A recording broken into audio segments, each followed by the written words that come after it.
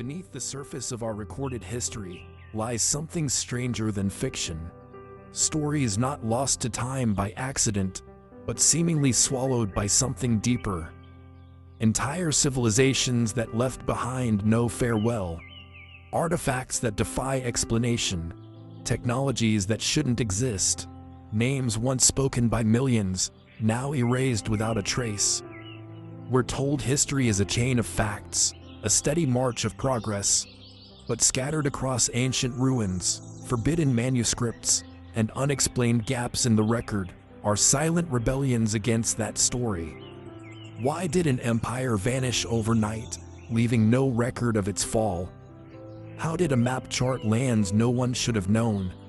Who carved impossible symbols into stone before writing was ever invented? These aren't legends or bedtime myths. They are real mysteries, buried in the margins of history books, waiting to be noticed. Tonight, we open the door to what has been forgotten, on purpose or by chance.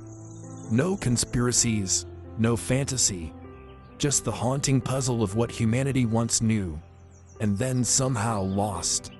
So sit back, relax, and let your thoughts drift into the shadows of the past. This is Strangely Lost History. The mists cling low over the rolling hills of southern England, veiling the landscape in a soft, silvery hush.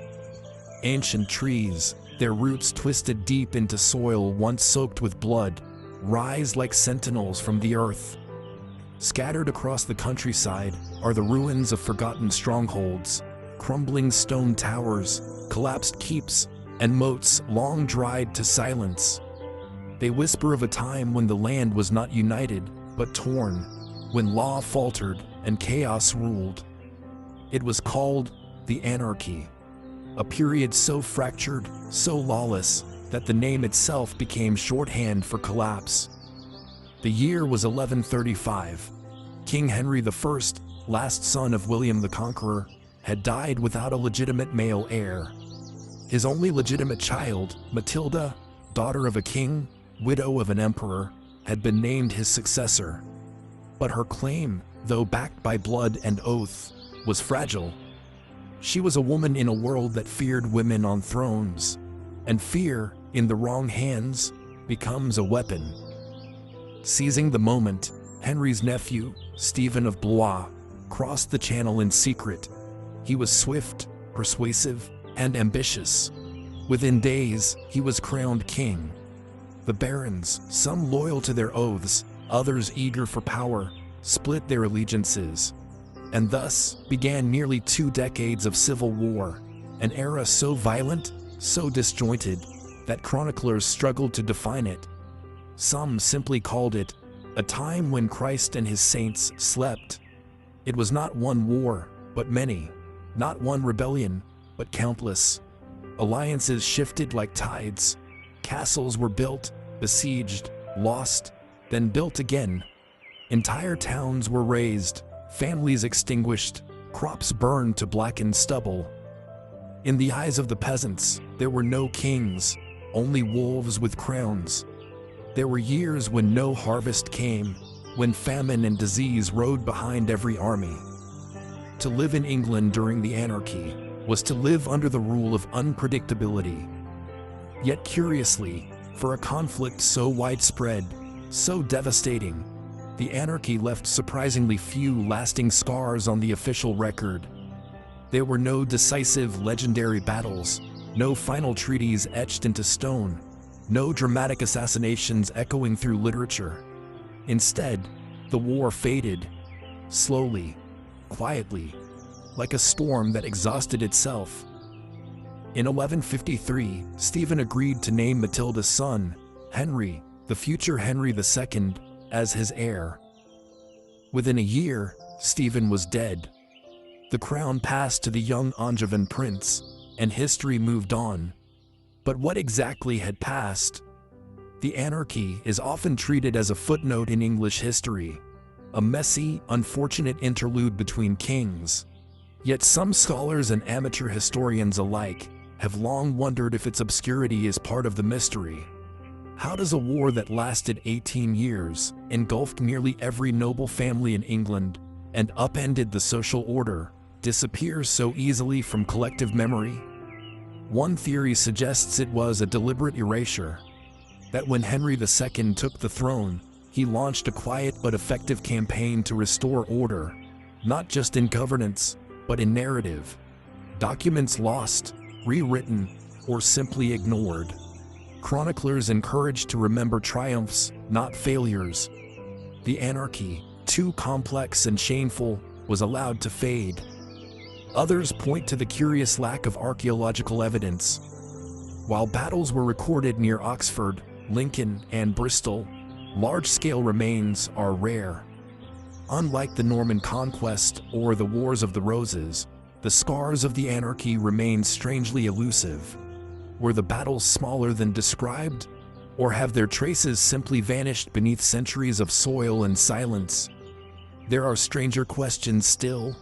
Local folklore from Wiltshire to Northumbria tells of abandoned villages that were never resettled. Places where people disappeared, not killed in battle, but gone without explanation. Some blame raiders, others whisper of plague. A few speak of darker things, rituals, curses, old gods awakened in desperate times. While these tales cannot be verified, their persistence suggests a deeper cultural wound, one not accounted for in royal records. Then, there are the structures, earthworks, mound formations, and unnatural ridges found in regions supposedly untouched by the conflict. Some researchers believe these were temporary fortifications or siege sites lost to time. Others argue they predate the war entirely, ancient sites reactivated during the chaos for unknown purposes. Even the castles tell curious stories.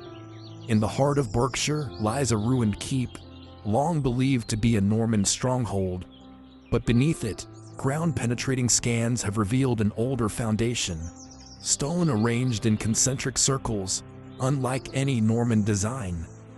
Was this simply reused Roman stone? Or had something else stood there before? And why was a new fortress built directly atop it during the height of the anarchy? There is no shortage of speculation that the war allowed ancient power structures to resurface, that forgotten knowledge, spiritual, architectural, perhaps even technological, was temporarily rediscovered in the desperation of civil collapse. That something buried beneath England's green fields was disturbed during the bloodshed, and then quietly hidden again when peace returned. No solid evidence confirms these theories, yet the lack of answers itself invites inquiry. Why did Matilda, rightful heir and proven leader, never fully claim the throne?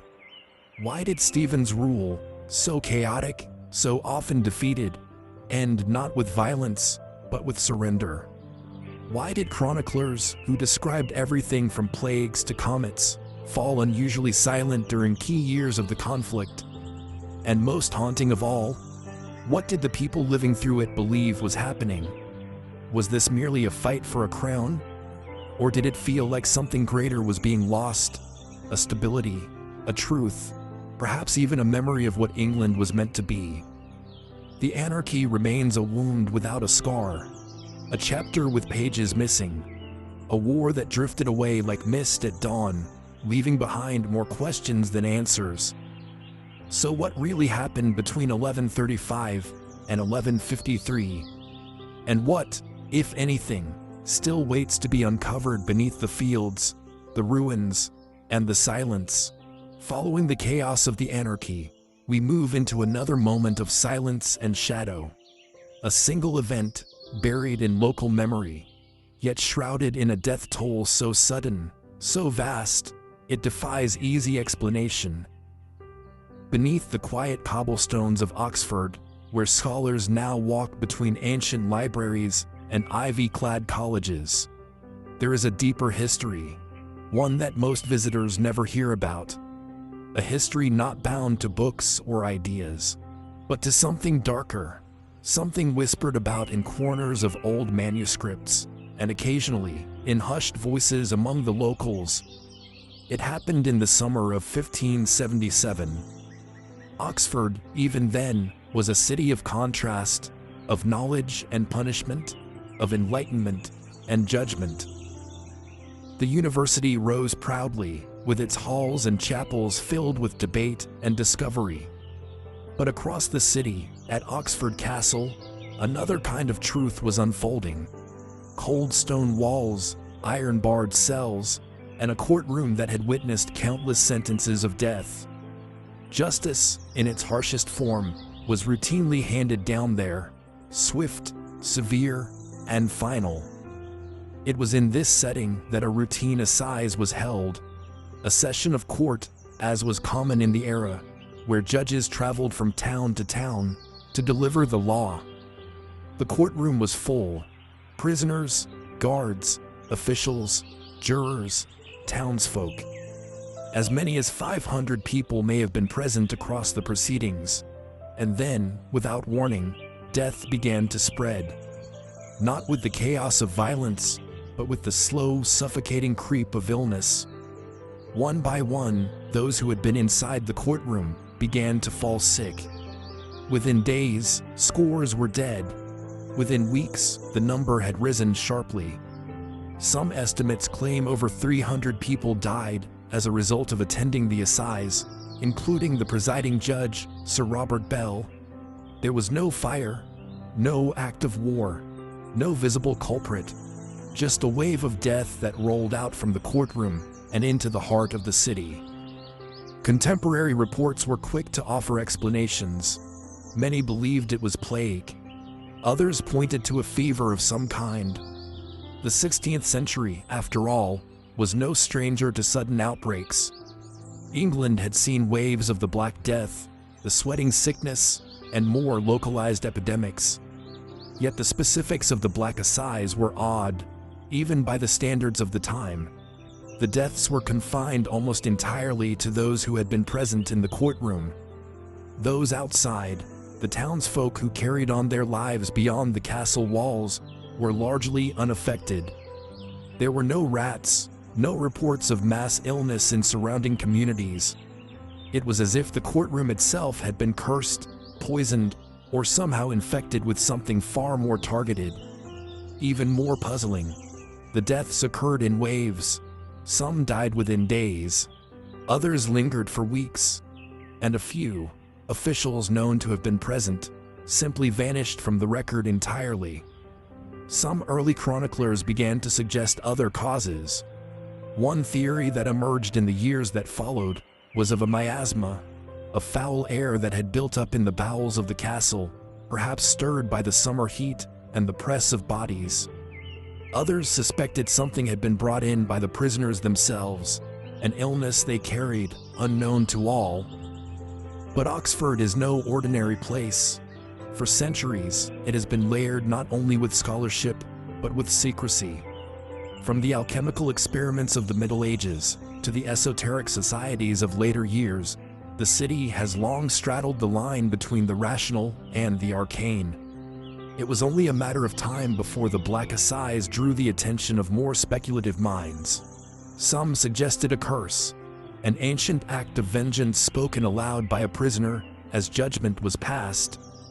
A few stories speak of a man, possibly condemned unfairly, who stood before the court and issued a final, furious declaration that all who had condemned him would not leave the room alive. A theatrical tale, perhaps, but one that persisted.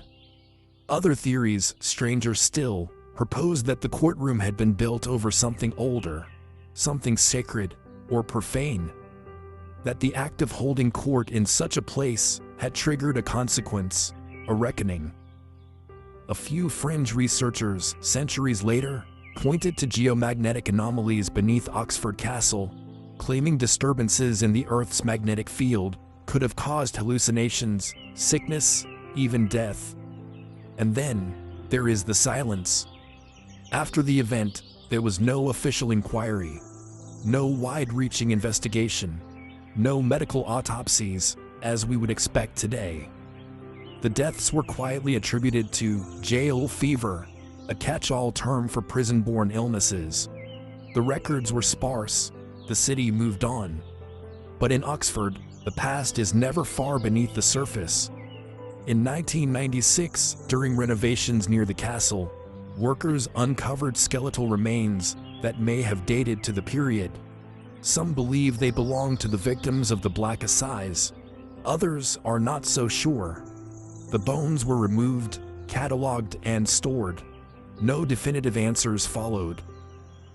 Even today, some locals speak of strange sensations near the old castle site, of sudden chills, heavy air, inexplicable dread. These stories, anecdotal and often dismissed, mirror similar reports from other historical plague sites. But in Oxford, where the line between mind and matter has always blurred, they feel more personal. What truly caused the Black Assize? Was it a freak convergence of illness and architecture? A tragic case of contagion misunderstood by early medicine? Or was something else unleashed in that room? Something we no longer have the words to explain. And if we were to return to that day in 1577, to stand in the courtroom as judgment echoed from stone walls, what would we feel in the air? Whatever happened there, it left a mark not just on Oxford's history, but on its atmosphere, intangible, unsettling, and unresolved.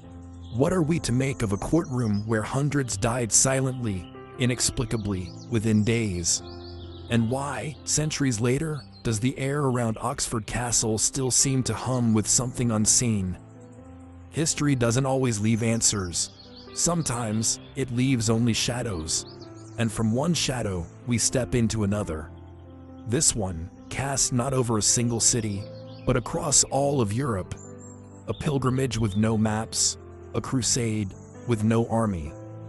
Somewhere in the hills of northern France, the light breaks over quiet fields and stone chapels that have stood for centuries.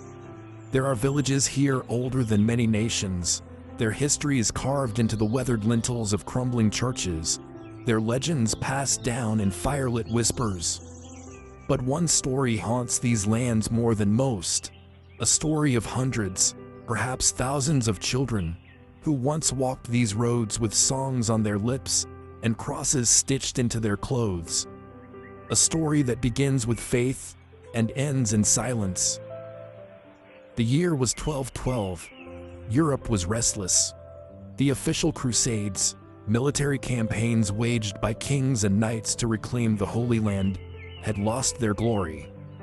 Jerusalem remained elusive. Blood had been spilled on every side, and yet peace was no closer. Into this climate of failure and frustration came a new movement, one not born in courts or castles, but in the mouths of children. According to several chronicles, a boy named Stephen, a shepherd from the town of Cloyes, claimed to have received a divine message. Christ himself, Stephen said, had appeared to him, commanding him to lead a new crusade, not of warriors, but of innocence. Children, he said, were pure. Their faith, untainted by politics and greed, would succeed where kings had failed. The idea caught fire. Stephen began preaching in town squares. He performed what were described as miracles, small ones, subtle, but enough to draw crowds. And from those crowds, children came forward. By the dozens, then hundreds. Some estimates claim as many as 30,000 children joined him, though modern scholars suggest the number was likely far smaller. Still, the movement was real. The procession began. They marched south. Accounts tell of a line of children winding through towns and countryside, barefoot or in sandals, clutching wooden crosses, singing hymns. Many were no more than 12 or 13.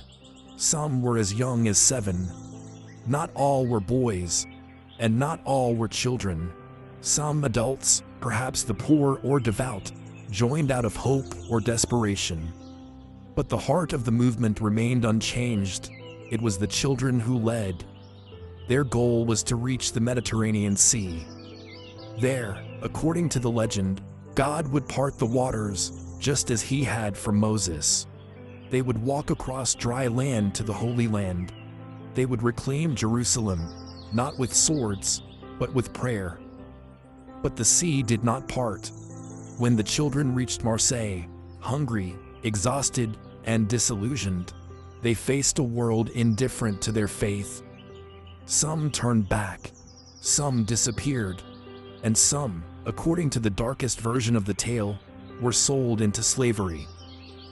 2 merchants are said to have offered them passage across the sea. 7 ships were filled with children. None ever reached the Holy Land. 2 were lost to a storm. The rest, it is said, sailed to North Africa, where the passengers were sold in markets. No names, no records, just a story passed down in grief. That is the legend. But how much of it is true? Historians continue to debate the reality of the Children's Crusade. Some argue that it was not truly a crusade of children, but a movement of the poor, the landless, and the desperate. Others believe the story was later romanticized, exaggerated by chroniclers looking to moralize or warn. Yet, fragments remain. Records in Cologne, in France, in Genoa, all hint at groups of children traveling toward the sea. Some were stopped by bishops, others vanished from the record entirely. In one case, a document from the monastery of Saint-Denis references the arrival of a multitude of children who marched with divine fervor, but who knew not the path they walked. What drove them? Was it faith? Was it the echo of sermons and stories told too often? Was it hope or manipulation? More speculative voices have asked stranger questions. Why do similar stories emerge in Germany at the same time, where another boy named Nicholas reportedly led thousands across the Alps toward Italy? Why do some accounts mention visions, bright lights, voices in dreams, celestial signs in the sky? Could these experiences, described by children in an age of religious ecstasy and fear, point to some psychological phenomenon, or something else? And why do so many names vanish? In an era of chroniclers and scribes, where even minor skirmishes were recorded in detail, how could a movement involving thousands of people leave behind so little? Even the location of their departure, Marseille, is contested. Some versions place it further east. Others suggest they never even reached the coast. The entire narrative shifts depending on the source, like a story told too many times in too many voices. And yet, it lingers. In paintings, in stained glass, in folk tales, the image remains. A long line of children marching toward an unseen promise, their faces raised to the sky, their songs carried by the wind. What did they believe they were doing? Were they guided by faith, or by something else entirely? Did they truly expect the sea to part beneath their feet? And if it hadn't, what did they see when they stood on the shore, looking out over the waves? Perhaps the Children's Crusade is not a question of fact, but of memory. A collective longing for purity in a time of cruelty, or a warning of what happens when innocence is given no protection. We may never know how many walked, or how many never came back. But their footsteps, faint as they are, still echo across the old roads of France, leading into a mystery that has never truly ended. What drives children to cross continents with no map, no weapons, and no chance of return? Was it faith, or something deeper, more unknowable? History doesn't always whisper its secrets. Sometimes it sings, and sometimes it dances. The streets of Strasbourg were narrow then, paved in uneven stones, and hemmed in by tall timber-framed houses, leaning slightly inward, as if to whisper secrets across the alleyways. It was July of 1518. The air was thick, swollen with summer heat, and the heaviness of recent famine. The Rhine flowed sluggishly nearby, and from the cathedral, the bells rang out over a population already weighed down by hunger, disease, and fear. And then, on an ordinary morning, without fanfare or warning, a woman stepped into the street and began to dance. She moved alone at first. Her name, according to the few surviving accounts, was Frau Trophäa. There was no music, no festival, no reason. She simply began to sway and twirl, her arms lifted as if guided by something unseen. Her feet beat against the cobbles with a rhythm only she could hear. At first, people laughed. Then, they stared. And then, they watched in growing unease as hours passed, and she did not stop. By the second day, others had joined her. By the end of the week, more than 30 people were dancing uncontrollably in the streets of Strasbourg. They danced through the day and into the night. They collapsed from exhaustion, only to rise again and continue. Some screamed in agony, their faces contorted, their bodies moving as if dragged by invisible strings. Witnesses described eyes wide with fear, hands grasping at the air, legs bruised and bleeding. Still, they danced. By August, the number had grown to the hundreds. Authorities were alarmed, but not panicked. At least, not yet. In the early 16th century, strange behavior was often interpreted through the lens of religion, astrology, or imbalance of bodily humors. The city council consulted physicians, who declared the affliction was due to overheated blood, a hot condition that, paradoxically, required more dancing to cure. So, they built a stage. Musicians were hired. A space was cleared in the marketplace. It was believed that if the dancers could sweat the sickness out, they might recover. But the plan backfired. The music only fed the frenzy. People danced harder, longer, more violently. Some reports claim dozens died of heart attacks, strokes, or sheer exhaustion. And then, as suddenly as it began, it ended. By early September, the dancing slowed. The afflicted dispersed. The music fell silent. No one was punished. No one was blamed. The records simply stop, like a door closing on a room you're not meant to enter again. What happened in Strasbourg that summer? Historians have offered explanations, some plausible, some speculative. One theory points to mass psychogenic illness, a form of collective hysteria brought on by stress, fear, and desperation. Strasbourg had recently endured a series of catastrophes: failed harvests, rising prices, disease outbreaks. In such a climate, perhaps a single person's breakdown could have spread like a spark in dry grass. Others point to ergot poisoning, a hallucinogenic mold that grows on damp rye and can cause convulsions, delirium, and a sensation of burning limbs. It's the same fungus from which LSD is derived. The idea that a tainted grain supply could trigger widespread mania is not far-fetched. And yet, ergotism typically causes sufferers to thrash in pain, not to dance in unison. And it rarely lasts for weeks. Still, others have explored the cultural backdrop. The Middle Ages and early Renaissance were rife with mystical traditions and religious ecstasies.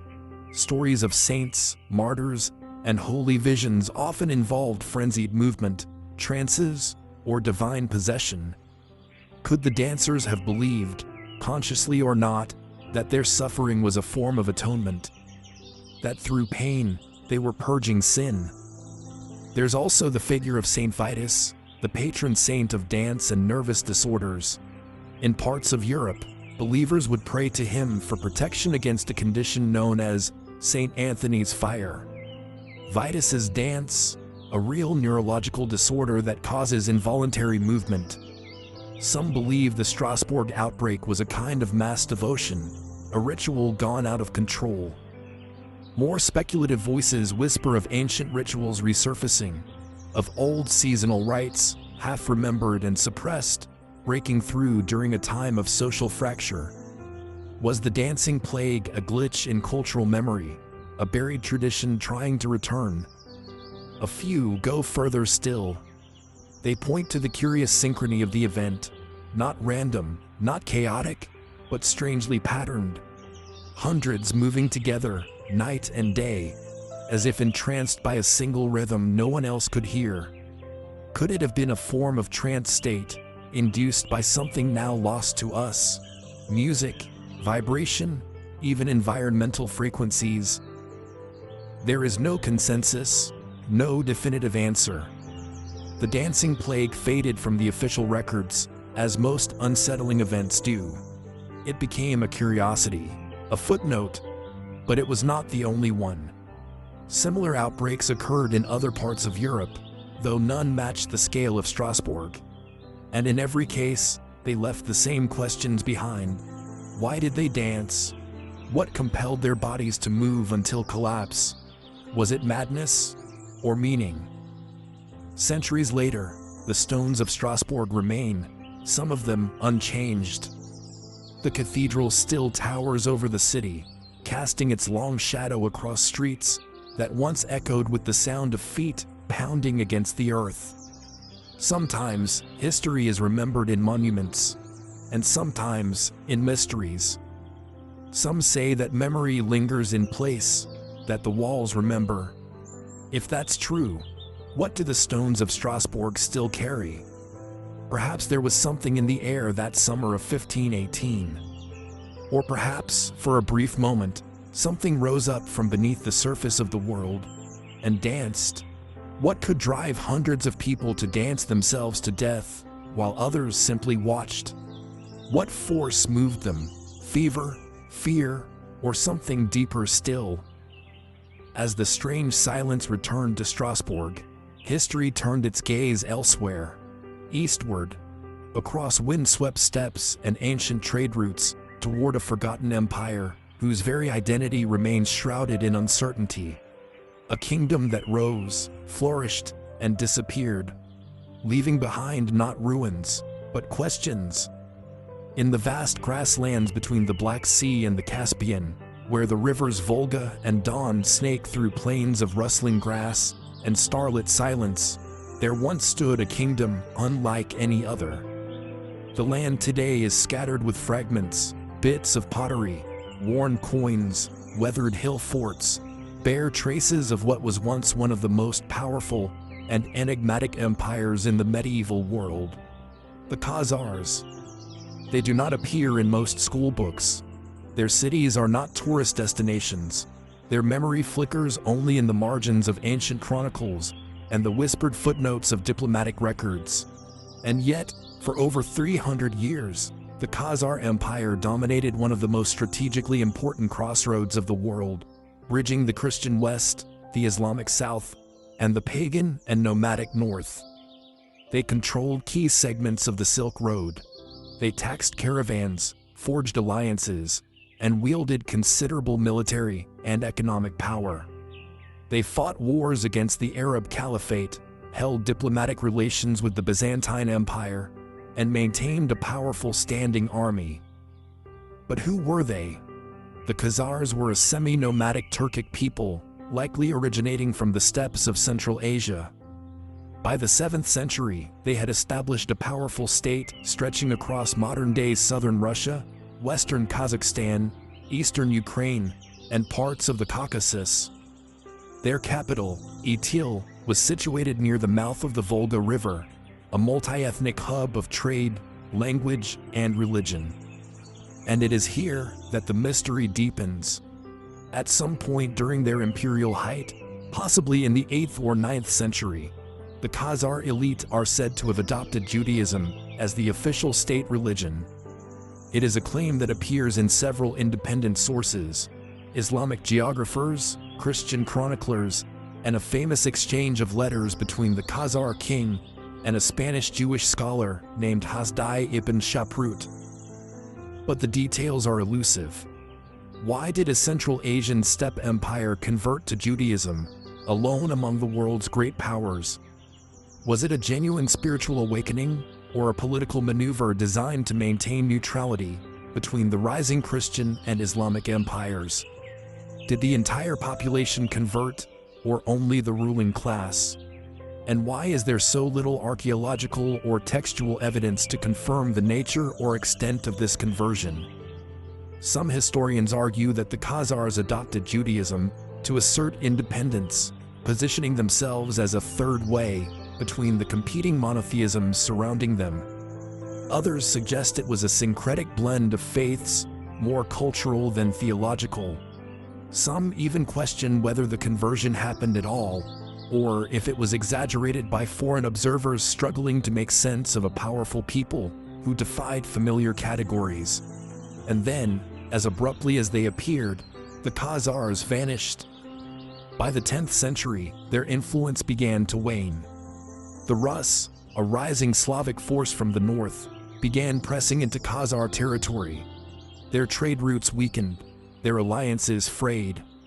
Eventually, the Khazar capital was sacked, their cities abandoned, their name fading from the political maps of the world. No great battle marked their fall. No surviving account describes a dramatic last stand. The empire simply dissolved, absorbed, scattered, or lost. What happened to the Khazar people? Some believe they integrated into surrounding populations, Turkic, Slavic, and Jewish alike. Others claim they migrated westward. Here, the mystery takes a more controversial turn. In the 20th century, a theory gained traction, suggesting that many Eastern European Ashkenazi Jews might be descended in part from Khazar converts.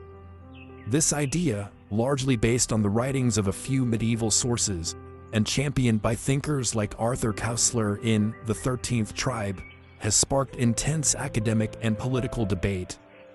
Most modern genetic studies lean against the theory, finding little to no direct Khazar connection in Ashkenazi lineages. But the question lingers in certain circles, not as fact, but as possibility. Other theories, more speculative still, claim that remnants of the Khazar nobility survived in secret, preserving traditions, language, even knowledge that never made it into Western records. Some researchers have even gone so far as to suggest links between Khazar refugees and the sudden appearance of Jewish communities in unexpected regions, from the Caucasus to the Carpathians, each carrying traces of a lost identity. But evidence is scarce. The Khazars left behind few writings and no known chronicles of their own. Their script, if they had one, has not survived. What we know comes mostly from outsiders, Arab historians, Byzantine diplomats, Jewish scholars, and fragments of diplomatic correspondence. It's as if the Khazars deliberately erased themselves, or were erased. What kind of empire leaves so little behind? No enduring monuments, no literary legacy, no widely spoken descendant language. How could a people so central to trade, politics, and religion simply dissolve? Perhaps it was the price of neutrality. In choosing a path that set them apart from both Christian and Muslim worlds, they ensured their isolation. And perhaps that very difference, once a source of strength, became their undoing. Today, the wind still moves across the open steppe where Khazar riders once passed.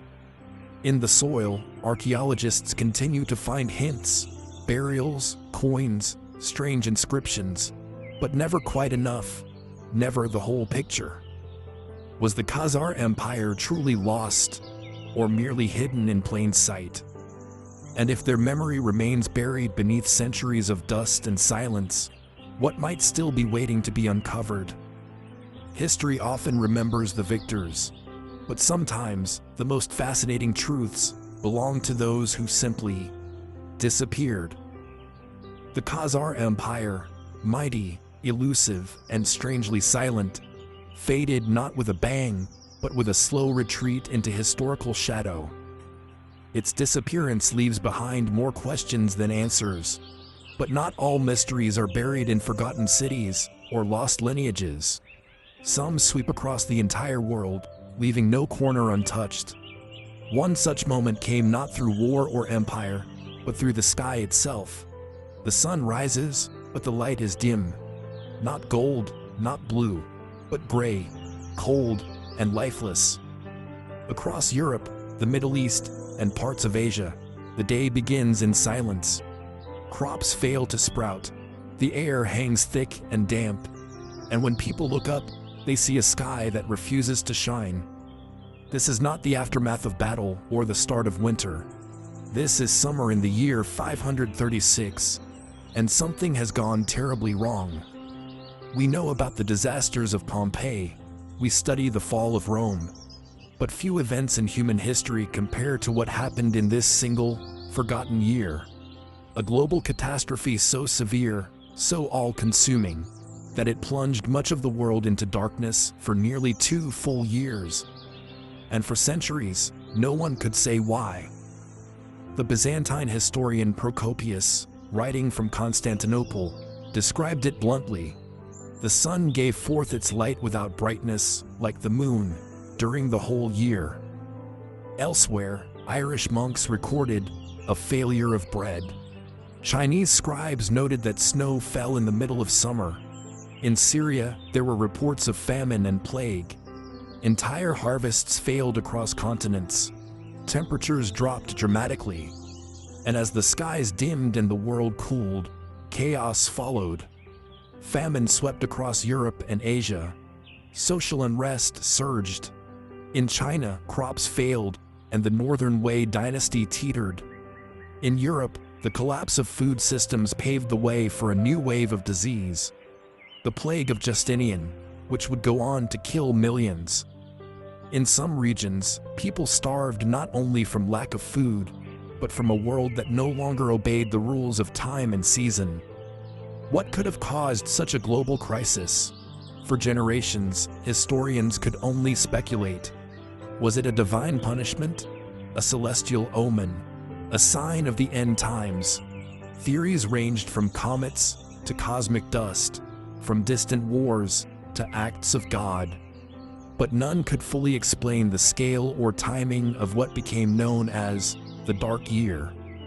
Then, in the last few decades, science began to catch up with mystery.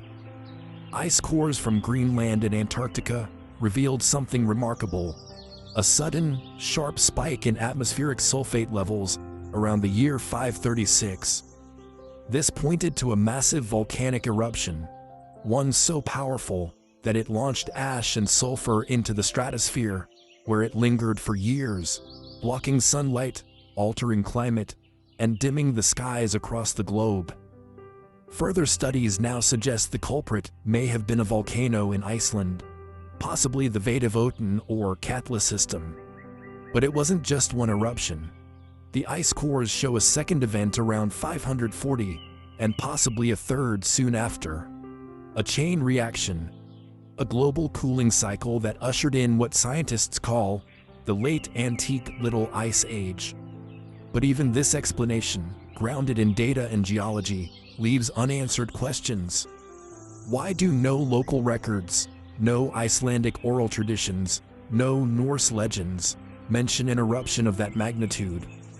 Could it have come from another, yet unidentified source in the tropics? Some point to the El Salvador region, or the Rabaul caldera in Papua New Guinea. The exact location remains unconfirmed. And then, there's the curious matter of how suddenly the darkness spread. If the eruption had been massive, but isolated, why did the effects seem to ripple across the globe almost simultaneously? Why did cultures from vastly different regions, with no contact between them, report not just similar weather, but the same eerie dimness, the same apocalyptic tone? Was it only ash and aerosols, or was something else at play? More speculative thinkers have asked whether the volcanic explanation tells the whole story. Could there have been a comet or meteor impact, perhaps over the ocean, that left no obvious crater, but launched enough debris into the sky to mimic a volcanic winter? Could there have been a solar event, an extreme reduction in solar output, or a cosmic cloud, affecting the Earth's climate from beyond our atmosphere? Some even wonder about the fragility of our historical memory. Is it possible that we once knew more about this catastrophe, and that those records were lost? Could a natural disaster so massive have also disrupted not just food and health, but entire systems of writing, record-keeping, and cultural continuity? The effects of 536 did not fade quickly. For nearly a decade, The climate remained unstable. Snow in June, famines that lasted for years, political systems weakened or collapsed, and from that void rose new empires, new religions, new ideas. It was, in a sense, a reset, not just of temperature, but of civilization itself. And yet, few people today know the name of the year. Few are taught that this one moment, silent, skyborn, and nearly invisible, may have altered the course of history more than any war or revolution. The darkness passed, but it left scars in ancient tree rings, in polar ice, in forgotten texts scrawled by frightened hands, and perhaps in some deep layer of cultural memory, a collective echo of the time the sun forgot to rise. What truly happened in the year 536? Was it simply nature at its most violent? Or was it something more? A warning, an omen, or an event whose full scale we still have yet to understand? The sky dimmed, the world shivered, and for a brief, terrifying moment, it felt like the end. But what ended, and what began, may still lie waiting beneath layers of ash, ice, and silence. The year 536 left the world dimmed and shaken. It was a global catastrophe, not born of war, but of sky and shadow, something beyond control, beyond understanding. And yet, sometimes history's darkest moments come not from the heavens, but from within, from people, from fear, and from the silencing of a single voice that dared to illuminate too much. The Mediterranean glistens beyond the white stone harbor of Alexandria, where the wind carries both salt and smoke. In the early 5th century, this city was more than a port. It was a beacon, a place where scrolls lined the halls of libraries, where philosophies clashed in open forums, and where knowledge was not merely preserved, it was cultivated. Alexandria had once been home to the great library, to generations of scholars, to astronomers who charted the stars, and mathematicians who bent numbers into meaning. And among them, there was Hypatia. She was a teacher, a philosopher, and a scientist, a woman of letters in a world ruled by men. The daughter of Theon, a mathematician himself, Hypatia rose to prominence not only for her brilliance, but for her clarity of thought, of speech, of principle. She taught in the Neoplatonist tradition, guiding students through the mysteries of geometry, astronomy, and ethics. She drew followers from across the Mediterranean, pagans, Christians, men in robes of political office and sandals of peasantry alike came to hear her speak. Her classroom was the street, her blackboard the sand, her voice calm and measured. And then, she was murdered, not by thieves, not by rival philosophers, but by a mob. In March of 415 CE, Hypatia was dragged from her chariot by a group of Christian zealots. They stripped her, flayed her skin with sharpened tiles, and tore her body apart. Her remains were burned, her name cursed, her teachings buried beneath fear and fury. The official story is a complex one. The city was in political turmoil. Religious tensions between Christian factions and pagan intellectuals had reached a breaking point. At the center of it all was a bitter rivalry between the Christian bishop Cyril of Alexandria and the Roman governor Orestes, a former student and ally of Hypatia. Some say her death was political, that she was perceived as an advisor, perhaps even a puppet master behind Orestes. Others claim it was religious, that her pagan background, her public status, and her influence made her a target in a city shifting rapidly toward Christian dominance. But history often simplifies what it cannot fully understand. Was Hypatia truly killed for what she represented, or for what she knew? Her surviving writings are few. Commentaries on Ptolemy's Almagest, works on conic sections, letters preserved by her students. But what has been lost is far greater. Could she have held manuscripts now vanished with time? Was she, perhaps, one of the last living links to the great library of Alexandria? A keeper of texts no longer deemed safe or appropriate for a changing world? And what of her death itself? Some accounts are graphic and detailed, others vague and inconsistent. Even the identities of her attackers remain obscured, described only as followers of Peter the Reader, a minor ecclesiastical figure whose motivations remain murky. Was this a spontaneous act of rage, or a carefully orchestrated purge? What's most unsettling is what followed. The silence, no formal investigation, no imperial trial. Bishop Cyril, though likely politically entangled in the events, was never condemned. In fact, he was later canonized, Saint Cyril of Alexandria. And Hypatia, once a symbol of reason, was transformed in many records into a vague, pagan witch, or omitted entirely. Only centuries later did her name re-emerge, revived by Renaissance thinkers, Enlightenment philosophers, and modern historians. Today, she is often seen as a martyr for science, for reason, for secular knowledge. But in her own time, she may have simply been seen as dangerous. A woman, independent and unbound. A mind too sharp for the political powers of the day. The Hypatian revolt is not merely the story of a death, it is the story of a transition. A turning point when Alexandria, and perhaps the broader ancient world, began to shift from open inquiry to orthodoxy, from philosophical pluralism to institutional control, from memory into mystery. Some fringe theorists have speculated that Hypatia's death was part of a larger, coordinated effort to extinguish forbidden knowledge, mathematical truths, astronomical models, philosophical systems that contradicted the growing dogmas of the time.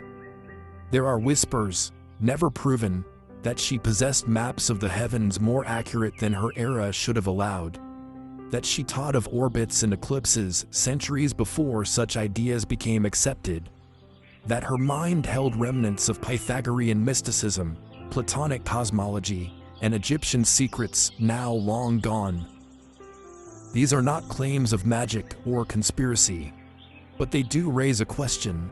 What knowledge dies with a single mind? Hypatia left no heirs, no disciples who continued her public teaching.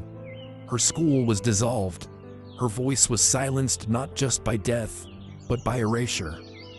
And Alexandria, once the shining city of ancient learning, never again held the same intellectual prominence. Today, her story lives in fragments, in letters, in reconstructed texts, in fiction and film. But the truth of who she was, and what she might have carried, remains a puzzle with missing pieces. Was Hypatia the last guardian of something we have yet to rediscover?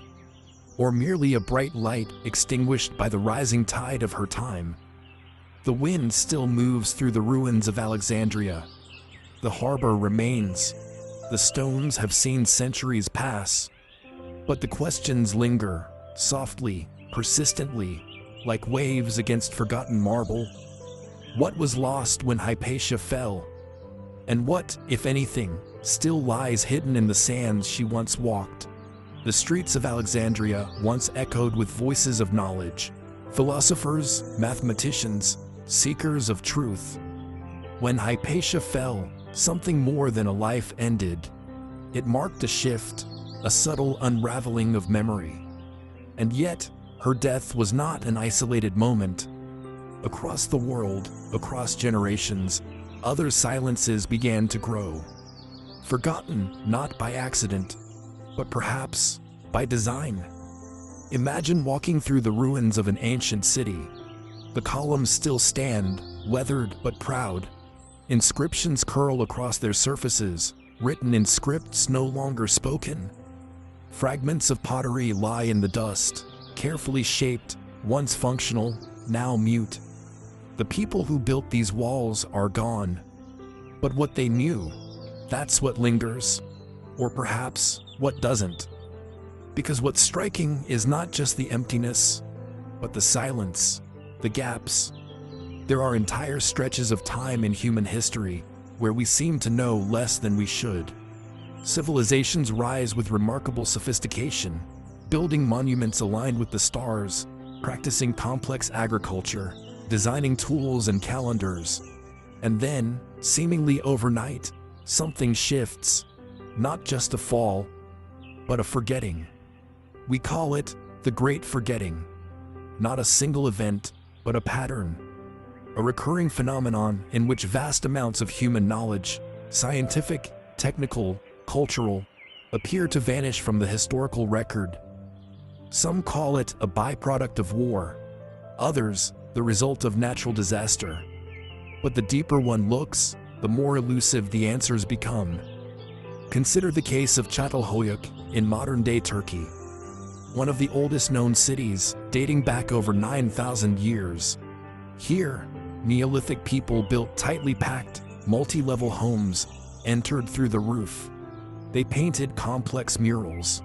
They buried their dead beneath living spaces in a way that suggested ritual continuity and social structure. And yet, there is no clear evidence of writing. No texts, no lineage of ideas passed forward. The site was abandoned, and the knowledge within, lost. Or look to Mohenjo-Daro in the Indus Valley. Around 2500 BCE, it boasted an advanced sewage system that would rival some early modern cities. Gridded streets, public baths, standardized weights and measures. But the script they used, the Indus script, remains undeciphered to this day. And when the civilization collapsed, much of its knowledge went with it. Not gradually, but all at once. And what of Antikythera, the Greek mechanism found in a shipwreck off the coast of Crete? A device built in the 2nd century BCE, capable of modeling the movements of celestial bodies with astonishing precision. Some call it the world's first computer. And yet, for over 1,000 years afterward, there is no record of similar technology anywhere. No trail of development, as if someone had reached too far ahead and then was forgotten. Could all of these be coincidences? Natural cycles of rise and fall?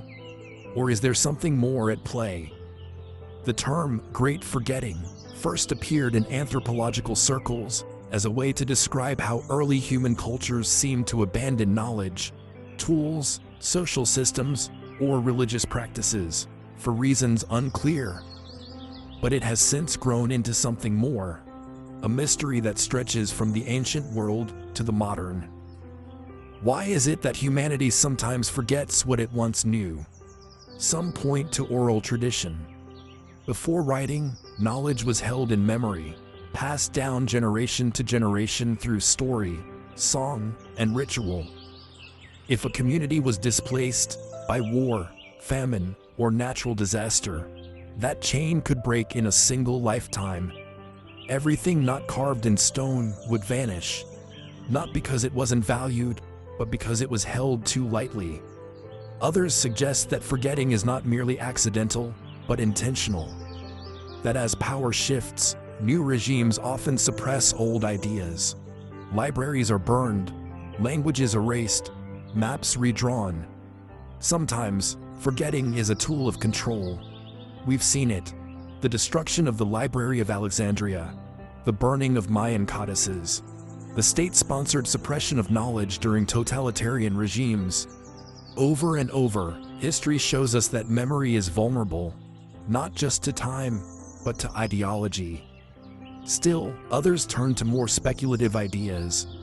Could there have been ancient global catastrophes, comets, solar flares, supervolcanoes, that reset civilization multiple times, leaving survivors to rebuild without the knowledge of those who came before? Geological records show massive climate events, sudden population drops, unexplained shifts in global temperature. Were these disruptions strong enough to break the line of knowledge entirely? And then, there is a deeper, more psychological possibility.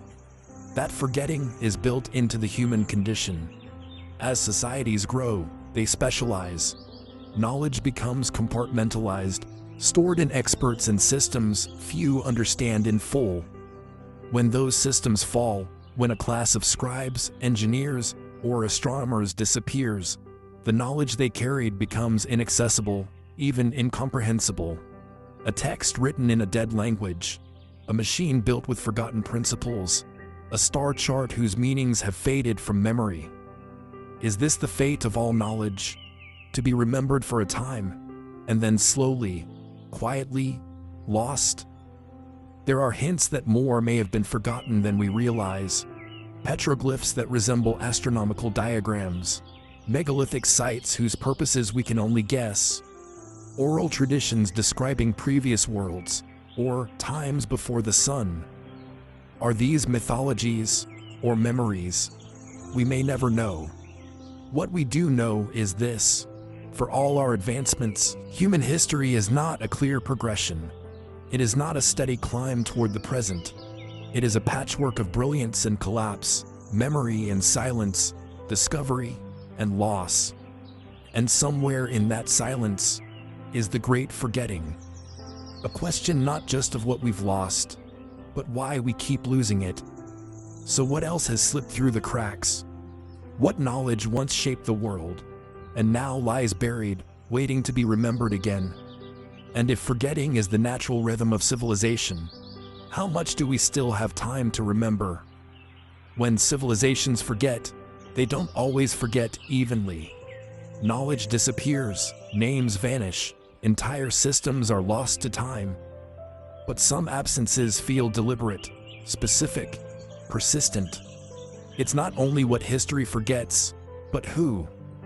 From the faded pages of scrolls to the uncarved lines on stone, there lies a silence deeper than ignorance. A silence that belongs to voices never recorded or carefully removed. A silence shaped like half the human race.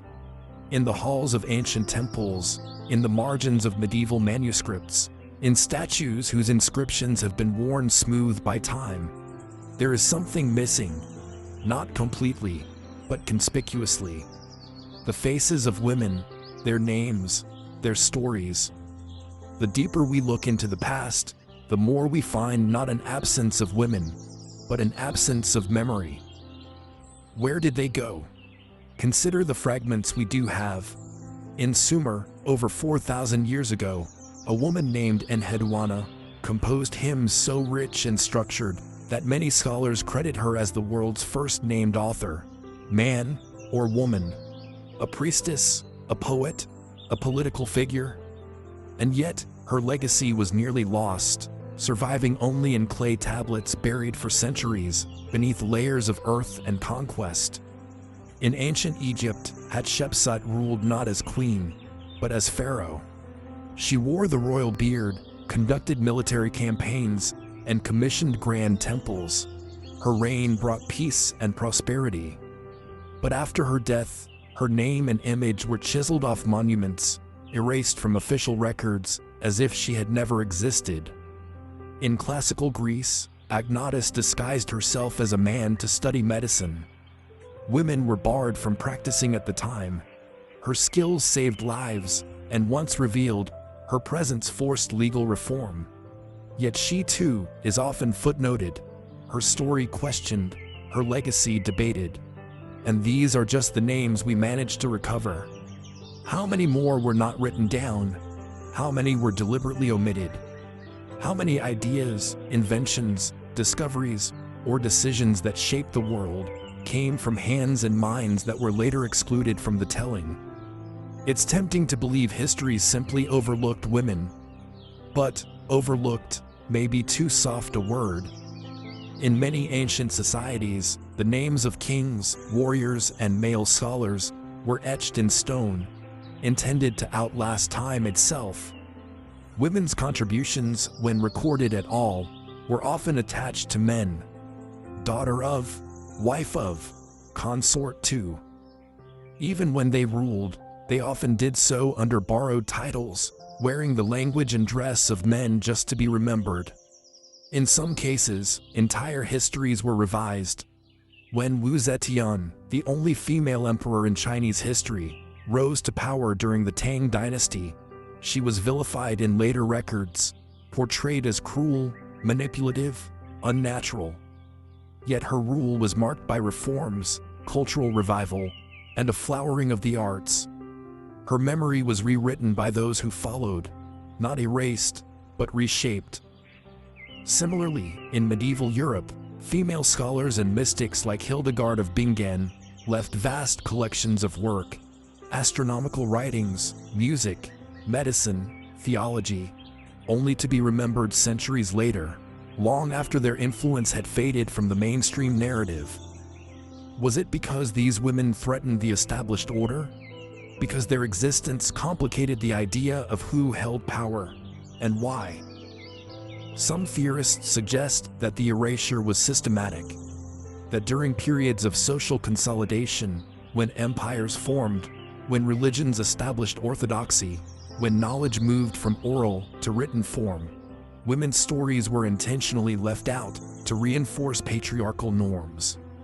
Others believe it was more subtle, that the mediums of preservation, stone, ink, law, were dominated by men, and so the world remembered what men thought worth remembering. There are stranger theories too. Some fringe researchers point to archaeological anomalies, unusual burials of high-status women in unexpected places, tools or inscriptions that don't match the gender roles assumed for their time. Were these hints of a parallel legacy, one we simply haven't learned to read yet? Could ancient matriarchal societies, once theorized in the 19th and 20th centuries, have existed on a larger scale than previously accepted? Mainstream historians remain cautious, citing limited evidence. But the absence of proof is not always proof of absence, especially in a record so unevenly preserved. And then, there is the language itself. In countless cultures, names were passed through male lines, land inherited through sons, titles conferred by fathers. How many women's names were never recorded simply because the structure of memory did not allow it? Even today, historical databases and archives are overwhelmingly male. When researchers search records, they often find women categorized under their husbands' identities, their given names lost to marriage, translation, or transcription. This is not ancient history. It is ongoing. But the silence is not complete. Each year, scholars uncover new documents, digital reconstructions of faded texts, deciphered letters, hidden signatures beneath old paintings. The recovery is slow, but persistent, like a long-lost voice returning, syllable by syllable. And as these names re-emerge, a new question begins to form. Not just who was erased, but what ideas were lost with them.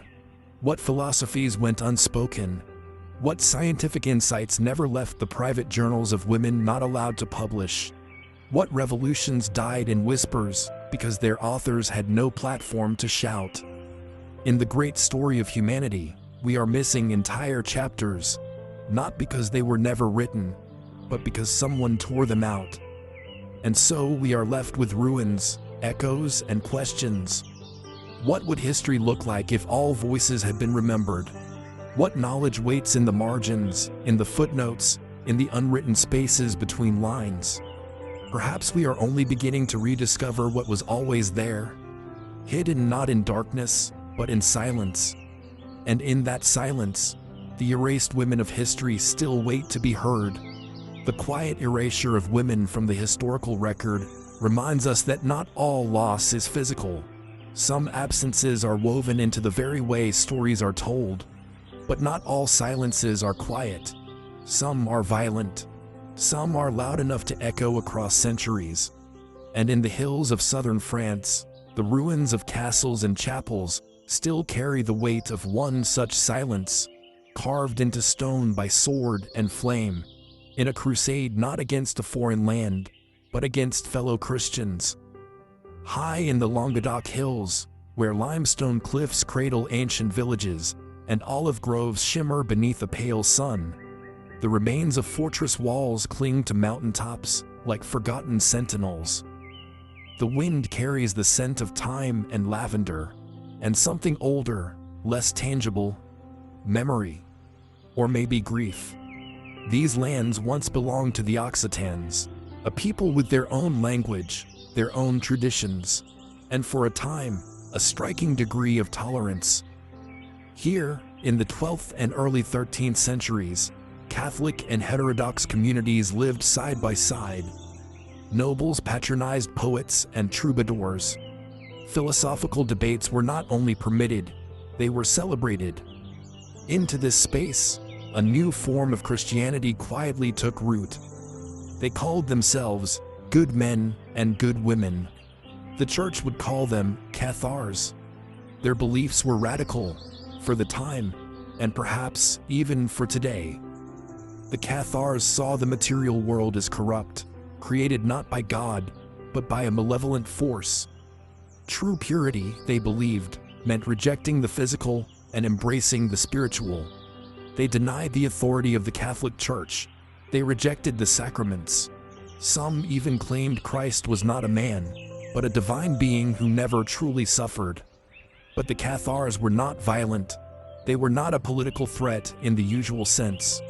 They were not trying to seize power, only to live by what they believed. And yet, to the Church, especially one already struggling with heresy and reform, their ideas were too dangerous to ignore. In 1208, after the papal legate Pierre de Castelnau was murdered, likely by an Occitan noble, the Pope launched an unprecedented campaign, a crusade, not against Muslims in the Holy Land, but against fellow Christians in Europe. The Albigensian Crusade, named for the town of Albi, would become one of the most brutal campaigns in medieval history. Tens of thousands were killed, entire towns were razed, lands were seized, cultures uprooted. It was a war not just of faith, but of identity, and of erasure. One of the most infamous moments came in Béziers in July 1209. When asked how to distinguish Cathars from Catholics in the city, a papal commander is said to have replied, "Kill them all, God will know his own." Whether he truly said those words remains debated, but the massacre was real. As many as 20,000 people, men, women, children, were slaughtered. The city was burned, and that was only the beginning. For 2 decades, the crusade continued, military campaigns followed by inquisitions, and inquisitions followed by executions. Cathar leaders were captured, tortured, burned. The once autonomous Occitan lords were forced to bend to the northern French crown.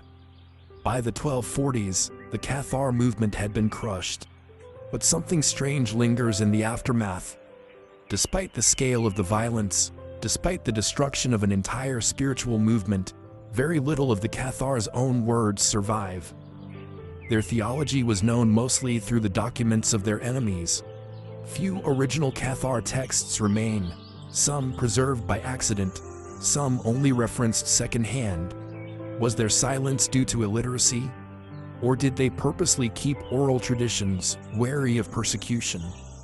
Did their beliefs threaten more than church dogma, perhaps challenging deeper assumptions about material power, gender roles, or the very foundations of medieval order?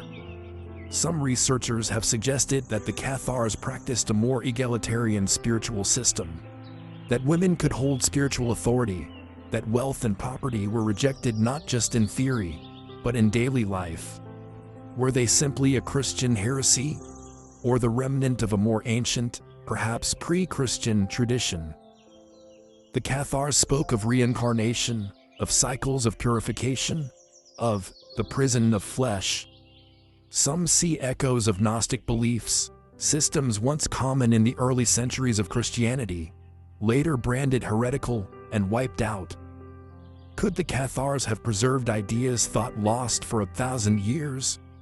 More fringe voices have drawn connections between Cathar beliefs and Eastern mysticism, pointing to potential links along trade routes that carried not just goods, but philosophies. Others speculate that the Cathars possessed esoteric knowledge, perhaps even texts from the early Christian world, that had escaped the purges of Rome. The Church's urgency, they argue, was not just about theology. It was about control over hidden truths. Of course, these theories remain unproven, but the mystery remains.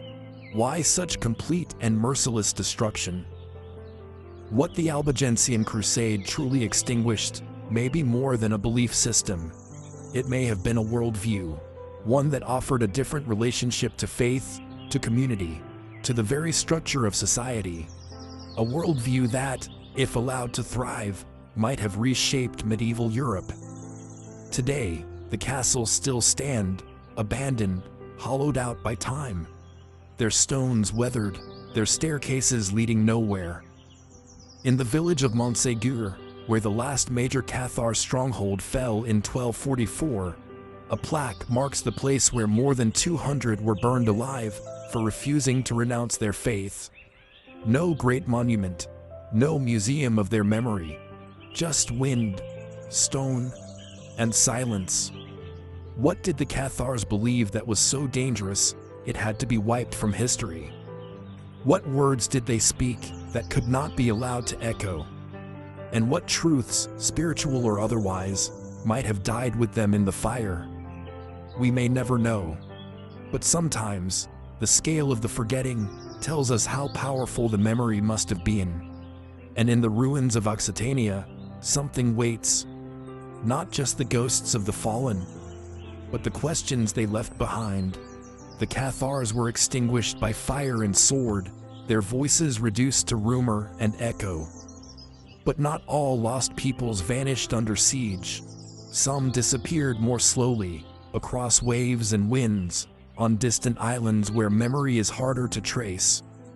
Beyond the reach of crusaders and empires, another culture faded, one that still haunts the stones, the caves, and the mountains of the sea.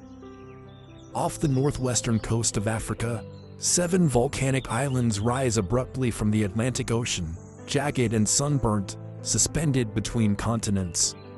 The Canary Islands are windswept and ancient, landscapes of black lava rock, pine forests clinging to mountainsides, and coastal cliffs that plunge into turquoise sea. Today, they are known for their beaches, their tourism, and their mild climate. But centuries before any European stepped ashore, these islands were home to a people whose origins remain one of the most enduring mysteries of the Atlantic world. They were called the Guanches.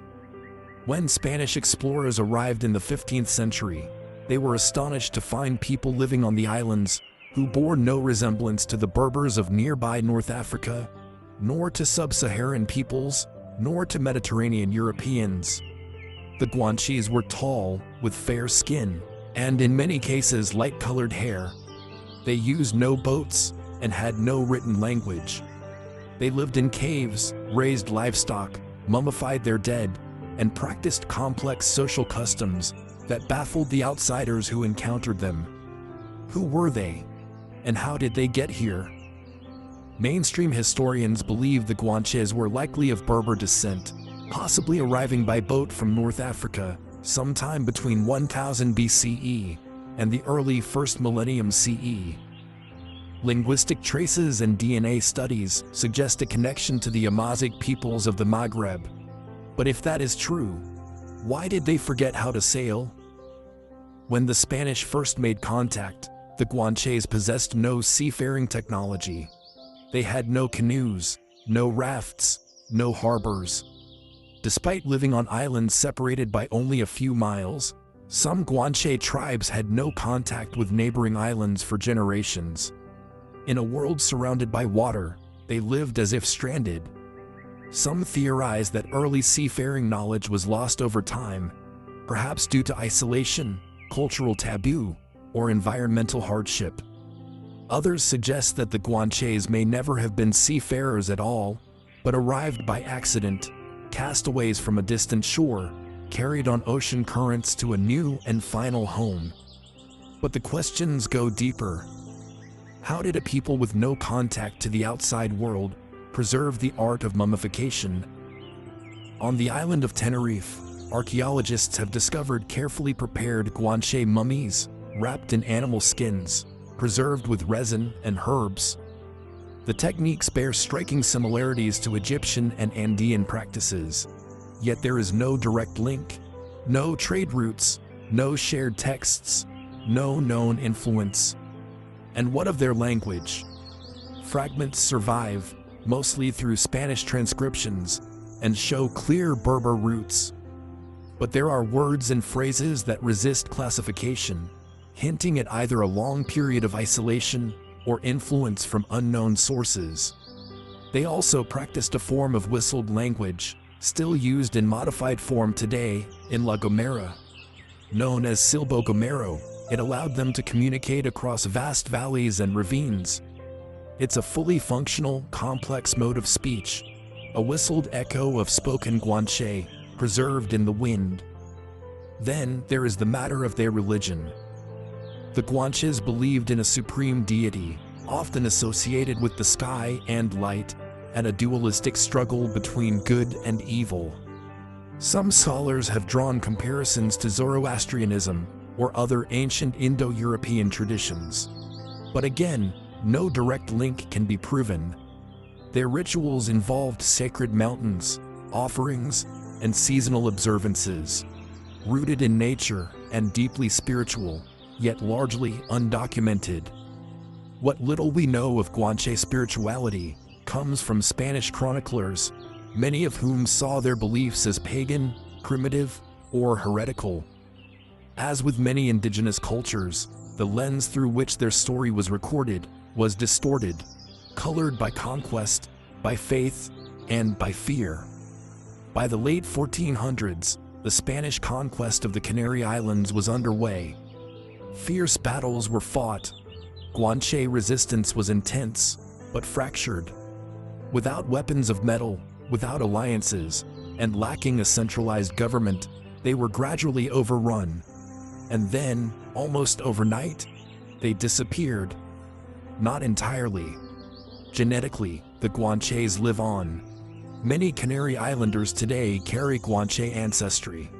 But their culture, their language, their belief system, all of it was systematically suppressed, dismantled, or absorbed. Within a century of conquest, the Guanches ceased to exist as a distinct people, or so it is said. Some researchers believe remnants of Guanche culture persist in rural customs, in place names, in oral histories quietly passed down.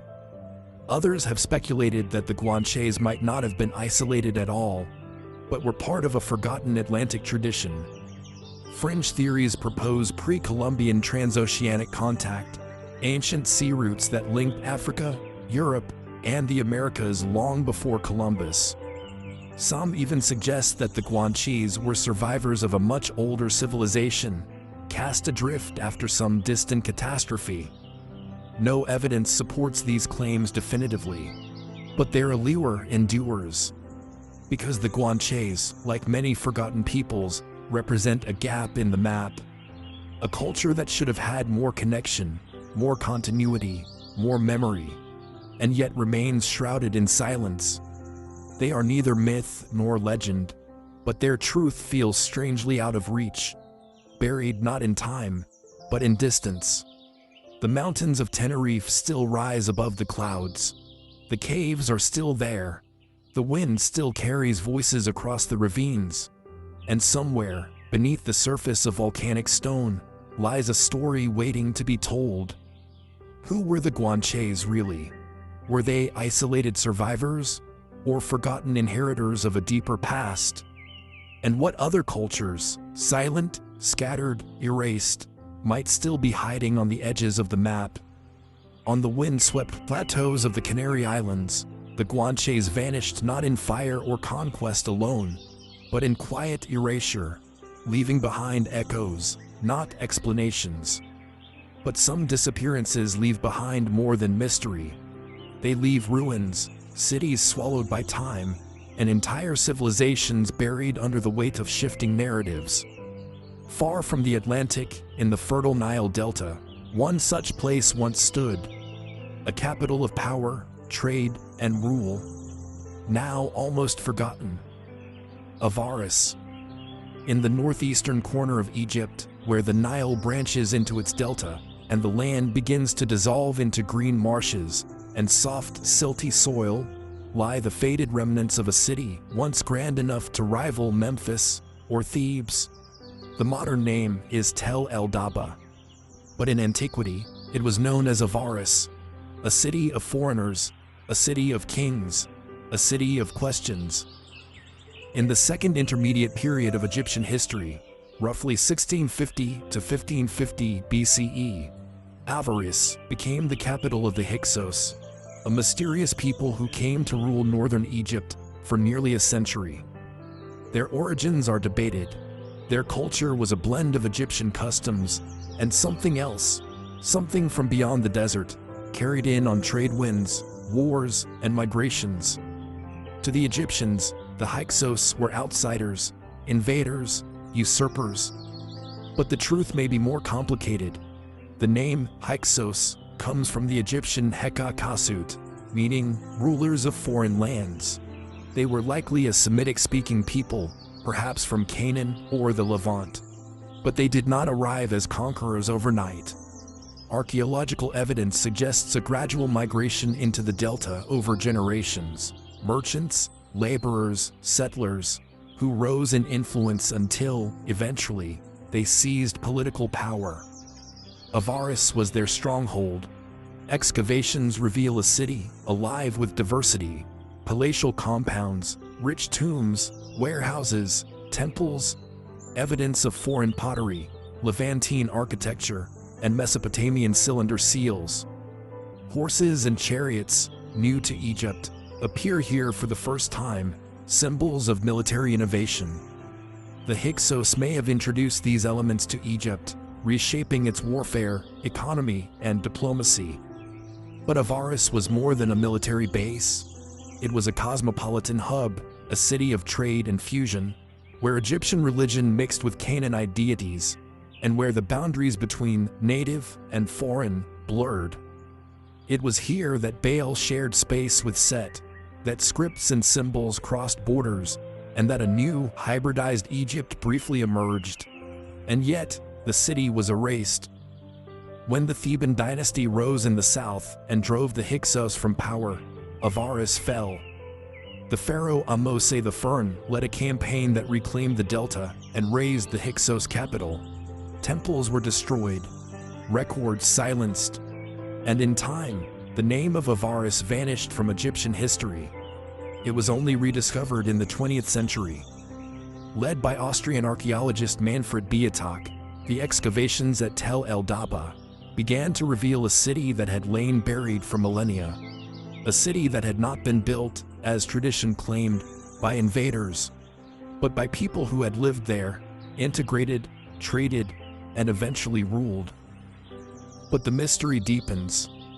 Among the ruins, archaeologists found evidence of mass graves, hurried burials with signs of trauma. Some believe this may reflect a final, desperate battle for the city. Others suggest a plague, epidemic illness sweeping through the crowded quarters. And then, there are the abrupt changes in building style, as if the city had gone through phases of sudden cultural shifts. Even more intriguing is the presence of Semitic-style homes, built beside Egyptian-style temples. It's not a picture of foreign rule replacing Egyptian identity. It's a picture of coexistence, or something more layered. What really happened in Avaris? Was it a conquest from without, or a revolution from within? And this brings us to one of the most controversial connections.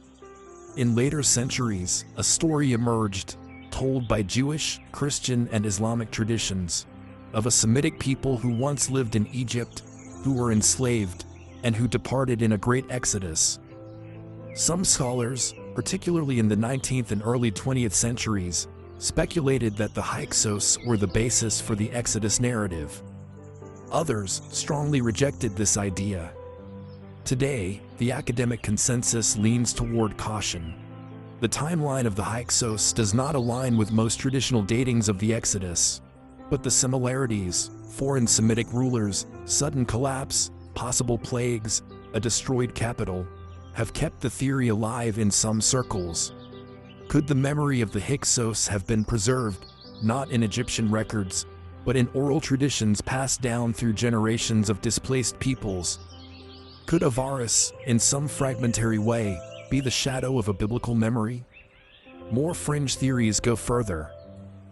Some suggest that Avaris was home to ancient knowledge carried from the East, astrological systems, medical practices, even hidden scrolls lost when the city fell. There are whispers of underground chambers, of temples still buried beneath modern farmland. None of these claims are verified, but they persist. Why? Perhaps because Avaris is not just a city.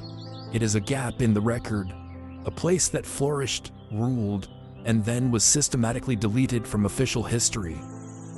Today, Tel El Daba is quiet, a flat expanse of earth and ruins, often overlooked by tourists.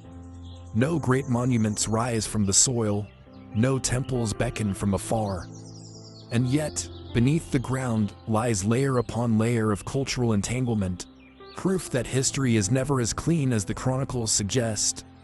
Who were the Hyksos, really? Did they steal a kingdom, or build one? And what secrets still lie hidden beneath the Nile's fertile floodplain? In the silence of Avaris, something endures. Not just the memory of a lost kingdom, but the possibility that what we call foreign is sometimes only what we have chosen to forget. In the ruins of Avaris, we find traces of forgotten rulers and suppressed memory, a capital buried not just beneath earth, but beneath narrative. But not all forgotten places were grand. Some vanished not in flame, but in simplicity. Some left behind no monuments, only quiet defiance. And nestled in the green hills of central Italy, there once stood such a place, a tiny republic born of a border mistake, which survived for centuries through secrecy, stubbornness, and a stroke of bureaucratic luck.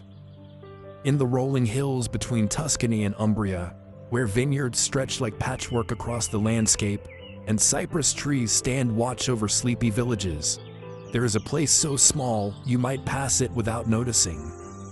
Today, it's just a cluster of houses, a chapel, a sign. But for nearly 400 years, it was something far more curious. The Republic of Kospaya, a micronation born not of revolution or conquest, but of a clerical error. It began in 1440, when Pope Eugene IV, deep in financial debt, sold a slice of land to the Republic of Florence. The transaction was part of a larger effort to settle papal debts, and the map was redrawn accordingly. But there was a mistake. A small strip of land, roughly a kilometer wide and several kilometers long, was left off the official documents. Caught between two great powers, this narrow buffer zone was claimed by neither. And so the locals, rather than wait for the church or Florence to correct the oversight, simply declared independence. Thus was born Kospaya, a tiny republic that no one intended to create. What followed is one of history's quietest anomalies. Kospaya had no army, no formal government, no official laws. And yet, it endured for 386 years. A free republic nestled in the heart of Renaissance Italy, untouched by most of the wars and political upheavals that engulfed Europe.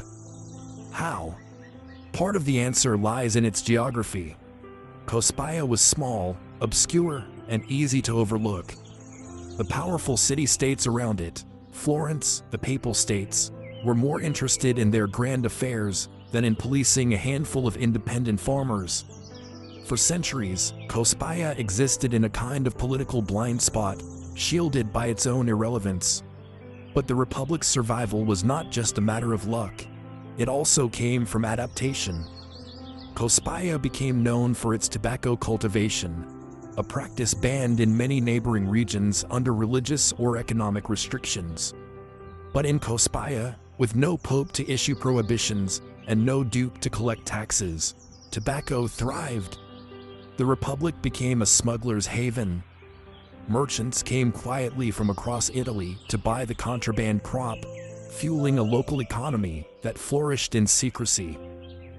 The phrase, perpetua et firma libertas, perpetual and steadfast freedom, became the unofficial motto of Cospaya, a phrase still etched on stones and remembered by locals today.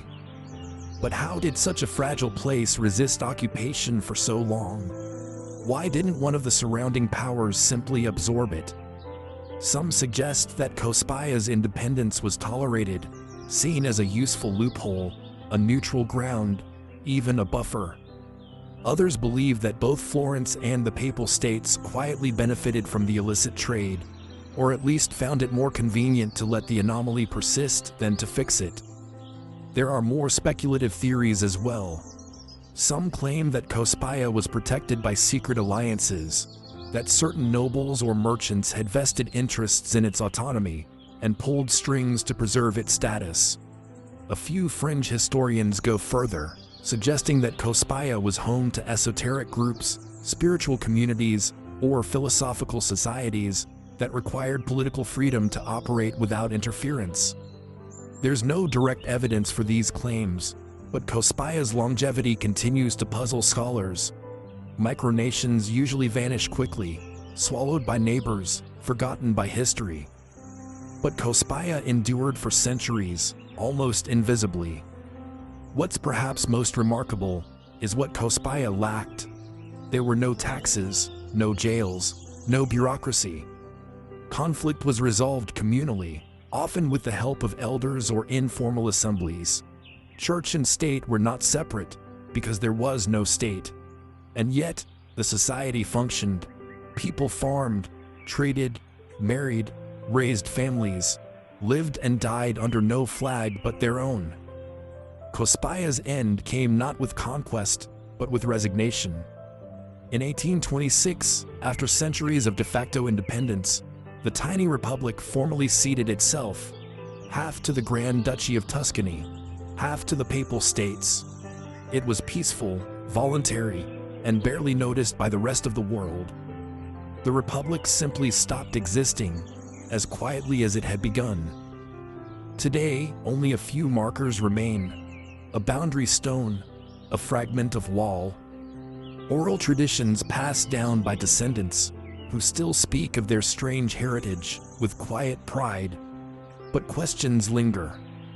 Why did the powers of the day allow this political anomaly to continue for so long? What ideas were nurtured in its freedom, economic, spiritual, philosophical, that were stifled elsewhere? And could Cospaya's model, simple and decentralized, suggest that complexity isn't always a requirement for stability? In an age dominated by kings, popes, and empires, Cospaya was an outlier, a living contradiction, a whisper of a different way to organize society, one not built on power or conquest, but on absence.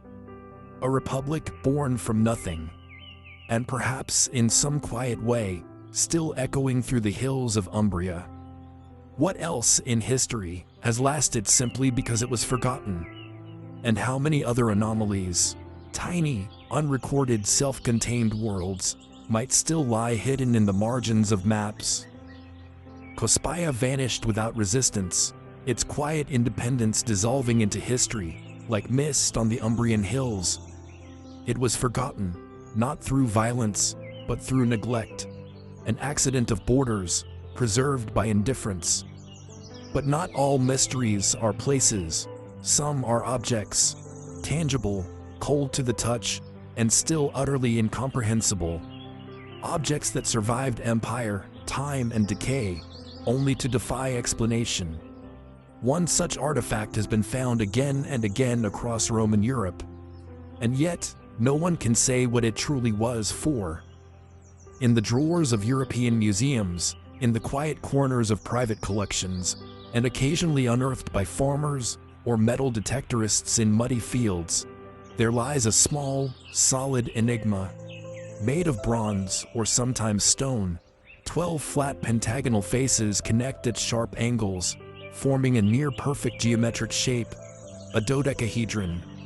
At each corner, rounded knobs protrude like blunt antennae, and at the center of every face, a hole, some wide, some narrow, each carefully crafted. There are no inscriptions, no markings, no instructions, just symmetry and silence. Over 120 of these strange objects have been found across the former Roman Empire, from northern England to Hungary, from France to Switzerland. Always within the western provinces, never in the heartlands of Rome itself. Always found isolated, no clear context, no mention in any surviving Roman texts. What were they? And why did no Roman author, so meticulous in their record-keeping, ever describe them? That silence is part of what makes the Roman dodecahedron such a haunting artifact. For an empire known for its practicality, its infrastructure, its relentless documentation of civic and military life, these objects are an anomaly. They do not appear in inventories. They are absent from mosaics, paintings, frescoes. No surviving scrolls refer to them. It's as if they were deliberately excluded, or never meant to be explained at all. Some researchers believe they were tools. One prevailing theory suggests they were measuring devices, used perhaps for determining the optimal sowing dates based on sunlight, with the dodecahedron acting as a kind of handheld solar gauge. The varying sizes of the holes might allow light to pass through in specific ways during different times of year, aligning with agricultural needs. Others propose a more mechanical function. Could they have been calibration tools for artillery or water systems, knitting frames for gloves, candle holders, surveying instruments, or even military signal devices? Each theory comes with its own compelling logic and its own contradictions. Many dodecahedrons have been found in graves or near religious sites, far from places where technical instruments would likely have been used. Their craftsmanship suggests precision, yet no two are exactly alike in size or design. Some have ridged holes, others are smooth. Some contain traces of wear, others seem unused. And still, the mystery endures. Speculative voices have gone further. Could the dodecahedrons have held symbolic or ritualistic meaning? Their shape, the 12-faced dodecahedron, was associated in Platonic philosophy with the cosmos itself, representing the heavens. In this view, perhaps the dodecahedrons were not tools, but cosmic models, spiritual talismans, or objects used in unknown rites. Some have suggested they were used for divination. Held in the hand, light passing through holes, casting shadows or beams that meant something only to the initiated. Could these have been the instruments of a lost mystery cult? Something personal, esoteric, and meant to be hidden from common view. More fringe theories speculate even further. Some propose the dodecahedrons were astronomical calculators, akin to a very simplified Antikythera mechanism, used to chart the movement of stars, or perhaps to track celestial events important to agricultural or religious calendars.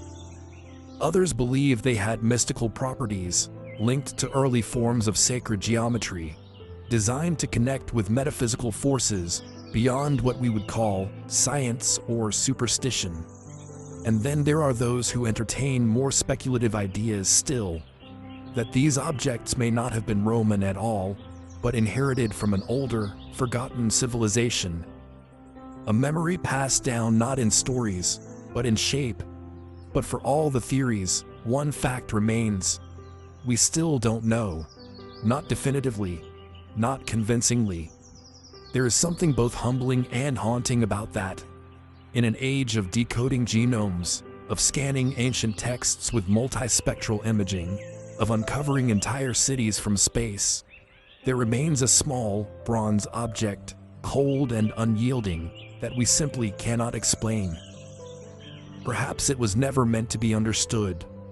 Perhaps the meaning of the dodecahedron was private, even sacred, held in the minds of a few artisans or mystics whose knowledge died with them. Or perhaps it was something utterly mundane, A child's toy, a forgotten novelty, a tool so obvious to its users that no one thought to write it down. But the silence it leaves behind is powerful. The Roman dodecahedron reminds us that not all mysteries are lost through fire or conquest. Some are lost simply because no one asked the right question at the right time. Some vanish not because they were hidden, but because no one thought they needed to be remembered. So what were they? A tool, a symbol, a cipher, a key to forgotten knowledge, or just a riddle with no answer? The truth may still lie buried, waiting to be unearthed, or it may already sit behind museum glass, quiet and complete, its meaning dissolved, not by time, but by silence. The Roman dodecahedrons remind us that even in the most well-documented of civilizations, some objects escape definition, resisting categorization, quietly guarding their purpose. But some artifacts challenge more than just our understanding of use. They confront our very sense of time and place. They raise the possibility not only of forgotten knowledge, but of knowledge acquired too soon. One such artifact lies not in stone, but on parchment. A map, faded, fragmented, and still deeply unsettling. It is a single piece of gazelle skin parchment, measuring just over 2 feet across, its edges frayed, its colors faded with time. Inked in a meticulous hand, its sweeping coastlines curve in dark green, red, and black, while elegant Ottoman script flows along the margins like whispered commentary. Decorative ships float upon stylized seas. Strange animals, some real, some imagined, roam the margins. And in the center, the coastlines of continents that should not be known. This is the Piri Reis map, created in 1513 by an Ottoman admiral and cartographer named Piri Reis. At first glance, it appears to be a typical early 16th century Portolan chart, beautiful, artistic, and speculative. But a closer look reveals its strangeness. The map depicts the western coast of Africa, the eastern coast of South America, and what appears to be the northern coast of Antarctica, centuries before the continent was officially discovered. But how? Piri Reis himself tells us part of the story. In notes inscribed directly onto the map, he claims to have based it not on his own voyages, but on older source maps, some of them dating back to Alexander the Great. He references 20 charts and mapae mundi, some from Arab geographers, some possibly from the lost libraries of antiquity. And among them, he claims, were maps drawn by Columbus himself, suggesting that secret knowledge guided the Genoese explorer across the Atlantic. And yet, the Piri Reis map shows parts of the world Columbus never saw. It illustrates a detailed eastern coast of South America, extending far below the known limits of exploration at the time. It also includes geographical details that suggest a landmass where Antarctica lies, not covered in ice, but depicted with mountains, rivers, and a discernible coastline. Modern Antarctica was not officially discovered until 1820, over 3 centuries later. And more curiously still, the coastline shown on the Piri Reis map does not resemble the ice-covered continent known today, but instead mirrors the subglacial landmass revealed by modern seismic and radar imaging. Could this be a coincidence? A distortion of South America's shape, as some scholars suggest? Or was Piri Reis indeed copying from a far older source, one that recorded Antarctica before it froze? The mainstream view holds firm. The southern part of the map is simply inaccurate, a misinterpretation by Piri Reis of earlier charts distorted by limited knowledge. The strange southern coastline, some argue, could be a mirrored continuation of South America, or a mythical addition, common in early cartography, where the unknown was often filled with guesswork and imagination. But others are not so sure.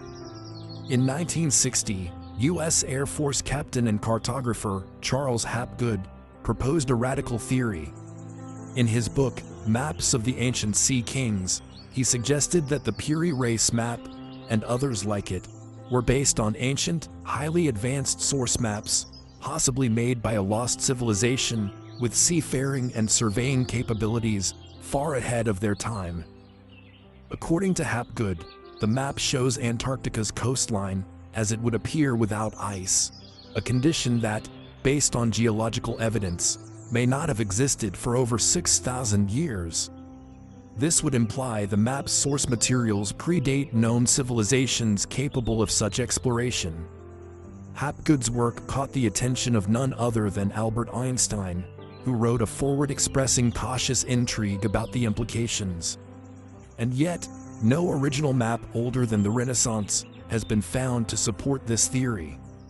No physical evidence of an ancient, globe-spanning culture with advanced cartography has surfaced. Could the maps simply reflect an extraordinary cartographic tradition, now lost? Could ancient mariners, perhaps Phoenician, Carthaginian, or even Egyptian, have charted more of the world than we give them credit for? And if so, where are the records, the logs, the instruments? Or was it merely a Renaissance curiosity, assembled from inconsistent sources, creatively interpreted, and now read too literally by modern eyes? Adding to the intrigue is the map's partial survival.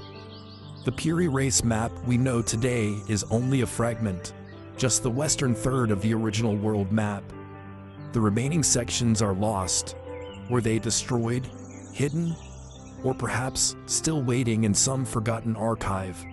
And why was the map itself almost unknown for centuries? It was rediscovered in 1929, tucked away in the library of the Topkapi Palace in Istanbul. A fluke of history. Had it been discarded or gone unnoticed a little longer, it might have disappeared forever.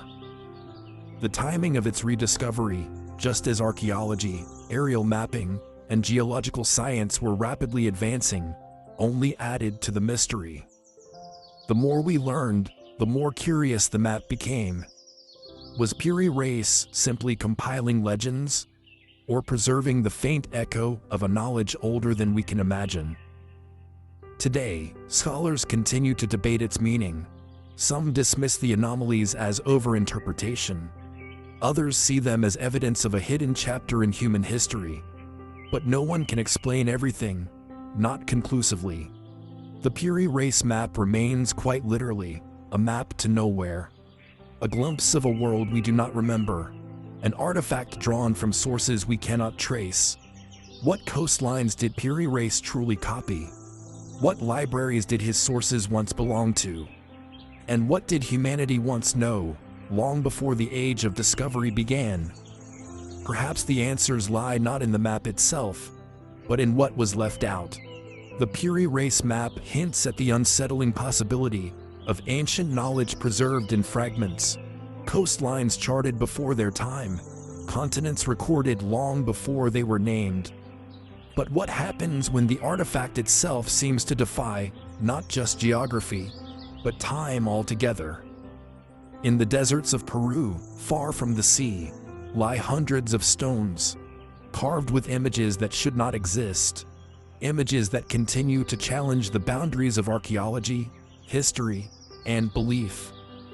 Scattered across dusty shelves in the back rooms of small museums and private homes in the city of Ica, Peru, is a collection of smooth, rounded river stones. Most are no larger than a human skull. Their surfaces are dark gray or black, polished by centuries of erosion, their weight cool and solid in the hand. But it is what's carved into them that has stirred controversy for decades. Anomalous engravings that depict scenes from a world we've never known, and perhaps were never meant to. The Ica stones, as they are now known, came to global attention in the 1960s when a local Peruvian physician named Dr. Javier Cabrera began collecting them in large numbers. Over the years, his collection grew to more than 11,000 stones, forming the basis of what he called a library, a visual record, he claimed, of a long-lost civilization. What makes these stones so controversial is not just their quantity, but their content. Etched with precise and often intricate lines, the Ica stones depict an extraordinary range of scenes.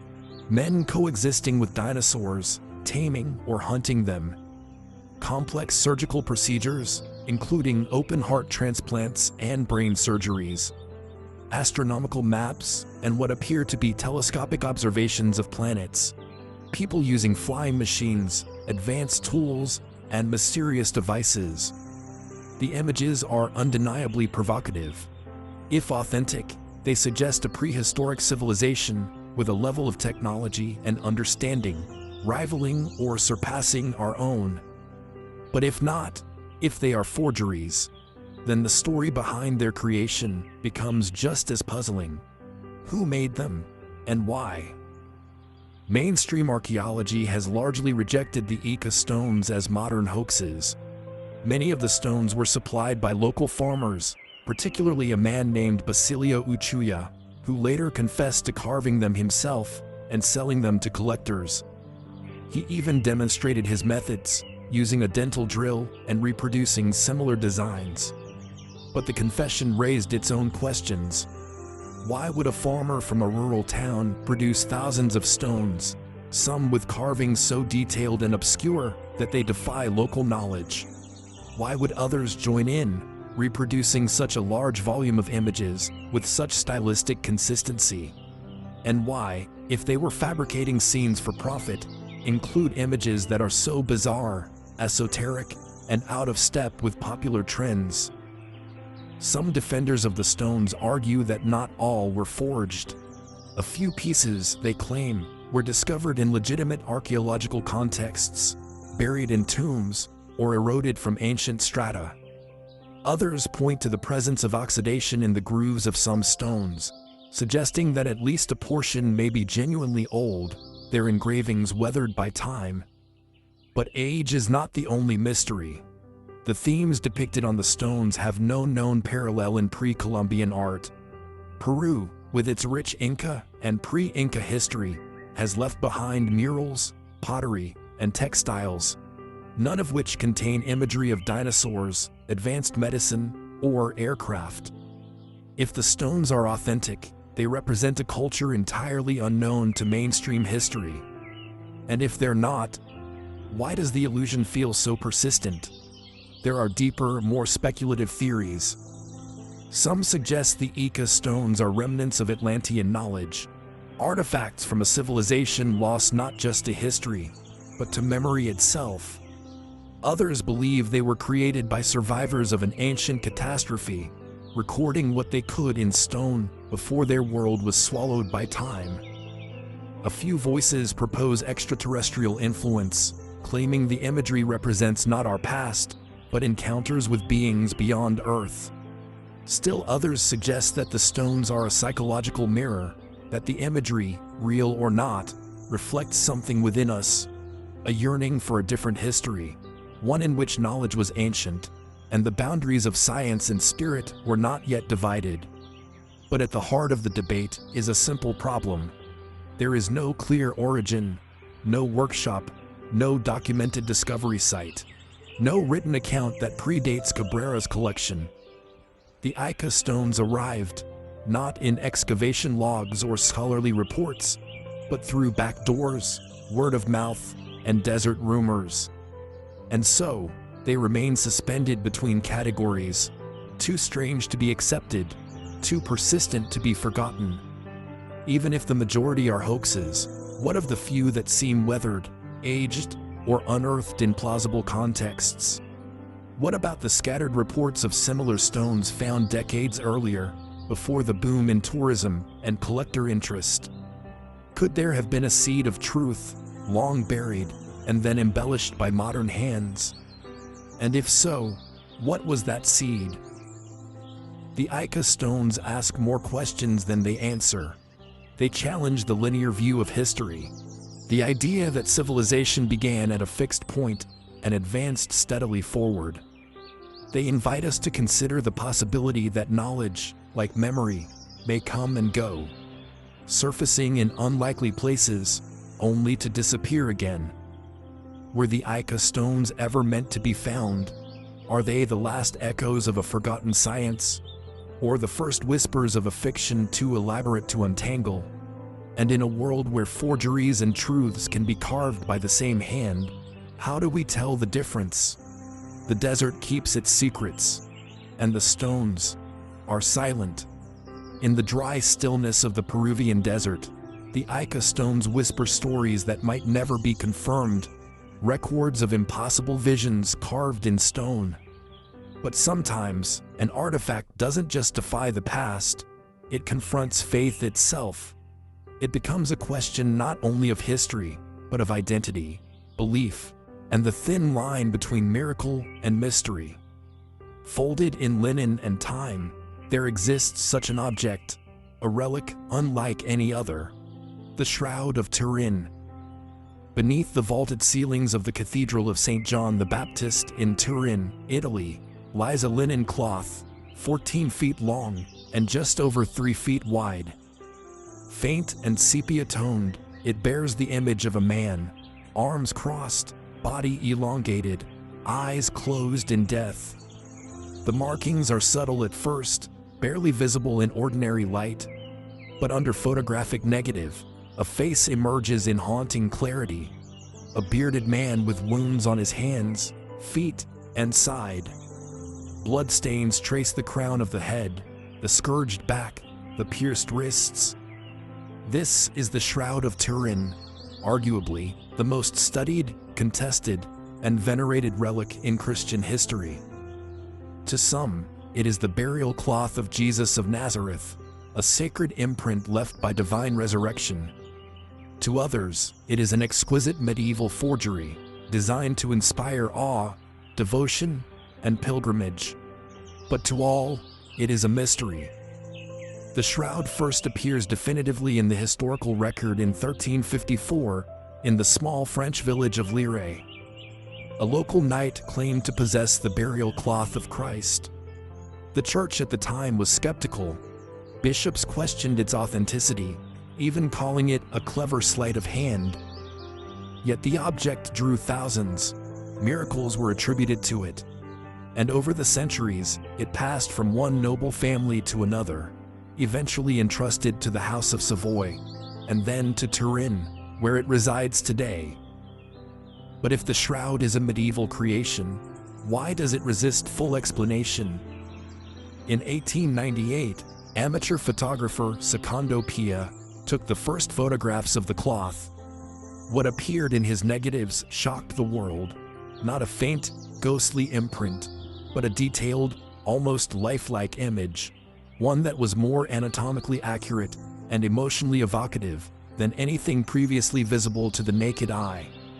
The negative image made headlines. Suddenly, the debate intensified. Was this the first photograph in history, created not by camera, but by something unknown?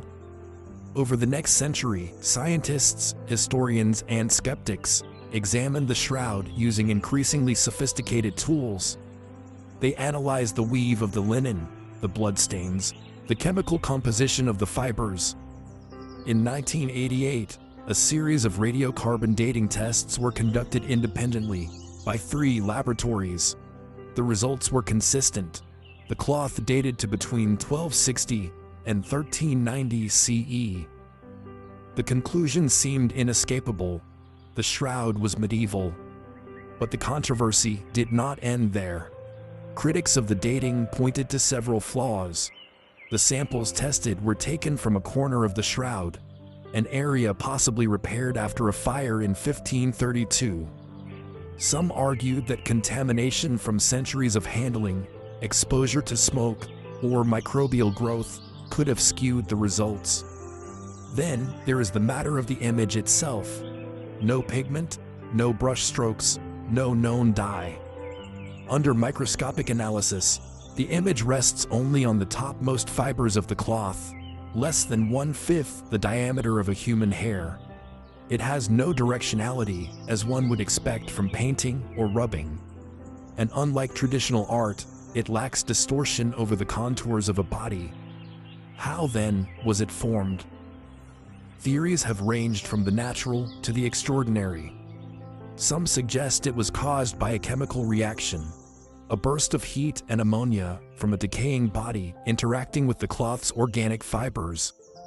Others have hypothesized a form of photochemical exposure, perhaps involving unknown compounds or radiation. More fringe interpretations speak of a burst of energy at the moment of resurrection, an event so unique that it left a literal shadow in cloth. Still others entertain more elaborate ideas. Could the shroud have been created using early photographic techniques, centuries before photography was officially invented? Some propose the use of a camera obscura, a darkened room, a lens, and light-sensitive materials. Could a genius artisan, lost to time, have pioneered this process in secret? If so, what was their intent? To inspire faith, to deceive, or to encode a message we still haven't deciphered? And then there are deeper questions. Not just how the image was made, but why it continues to matter. The man depicted on the shroud is wounded in ways that align with crucifixion narratives. Nails through the wrists, not the palms, as traditionally depicted in medieval art. Marks from scourging, a wound in the side. These details are historically and anatomically accurate. But how would a 14th century artist have known these nuances, many of which only became widely understood through modern archaeology and forensic science? Even more curiously, pollen grains found on the shroud suggest that it may have traveled through the Middle East, including regions of modern-day Israel and Turkey. Some researchers claim the fabric's weave matches those used in 1st century Palestine. Others argue that these findings are inconclusive, or the result of later contamination. And yet, the questions persist. If it is a fake, why is it so unlike anything else from its time? Why go to such intricate lengths to create an image that would not even be visible until the invention of photography centuries later? If it is real, how did it survive, and why was its existence not recorded earlier? What is the origin of this image, not just physically, but symbolically? Is the Shroud of Turin a relic of the divine, a work of genius, or a beautifully constructed enigma meant to test the boundaries of our belief? We may never know. But in its silence, in its contradictions, the shroud continues to speak, across centuries, cultures, and convictions. It invites not only scientific inquiry, but personal reflection. It asks us to consider what we believe, and why. Is it a forgery? A miracle? A mystery waiting for the right light to reveal its truth? Perhaps the answer is not in the cloth itself, but in the space between faith and fact. The Shroud of Turin continues to perplex, an image suspended between science and faith, defying time and explanation. But not all mysterious objects are sacred. Some are forged not in linen and legend, but in stone and silence. Deep beneath the earth, in layers older than humanity itself, lie artifacts that should not exist.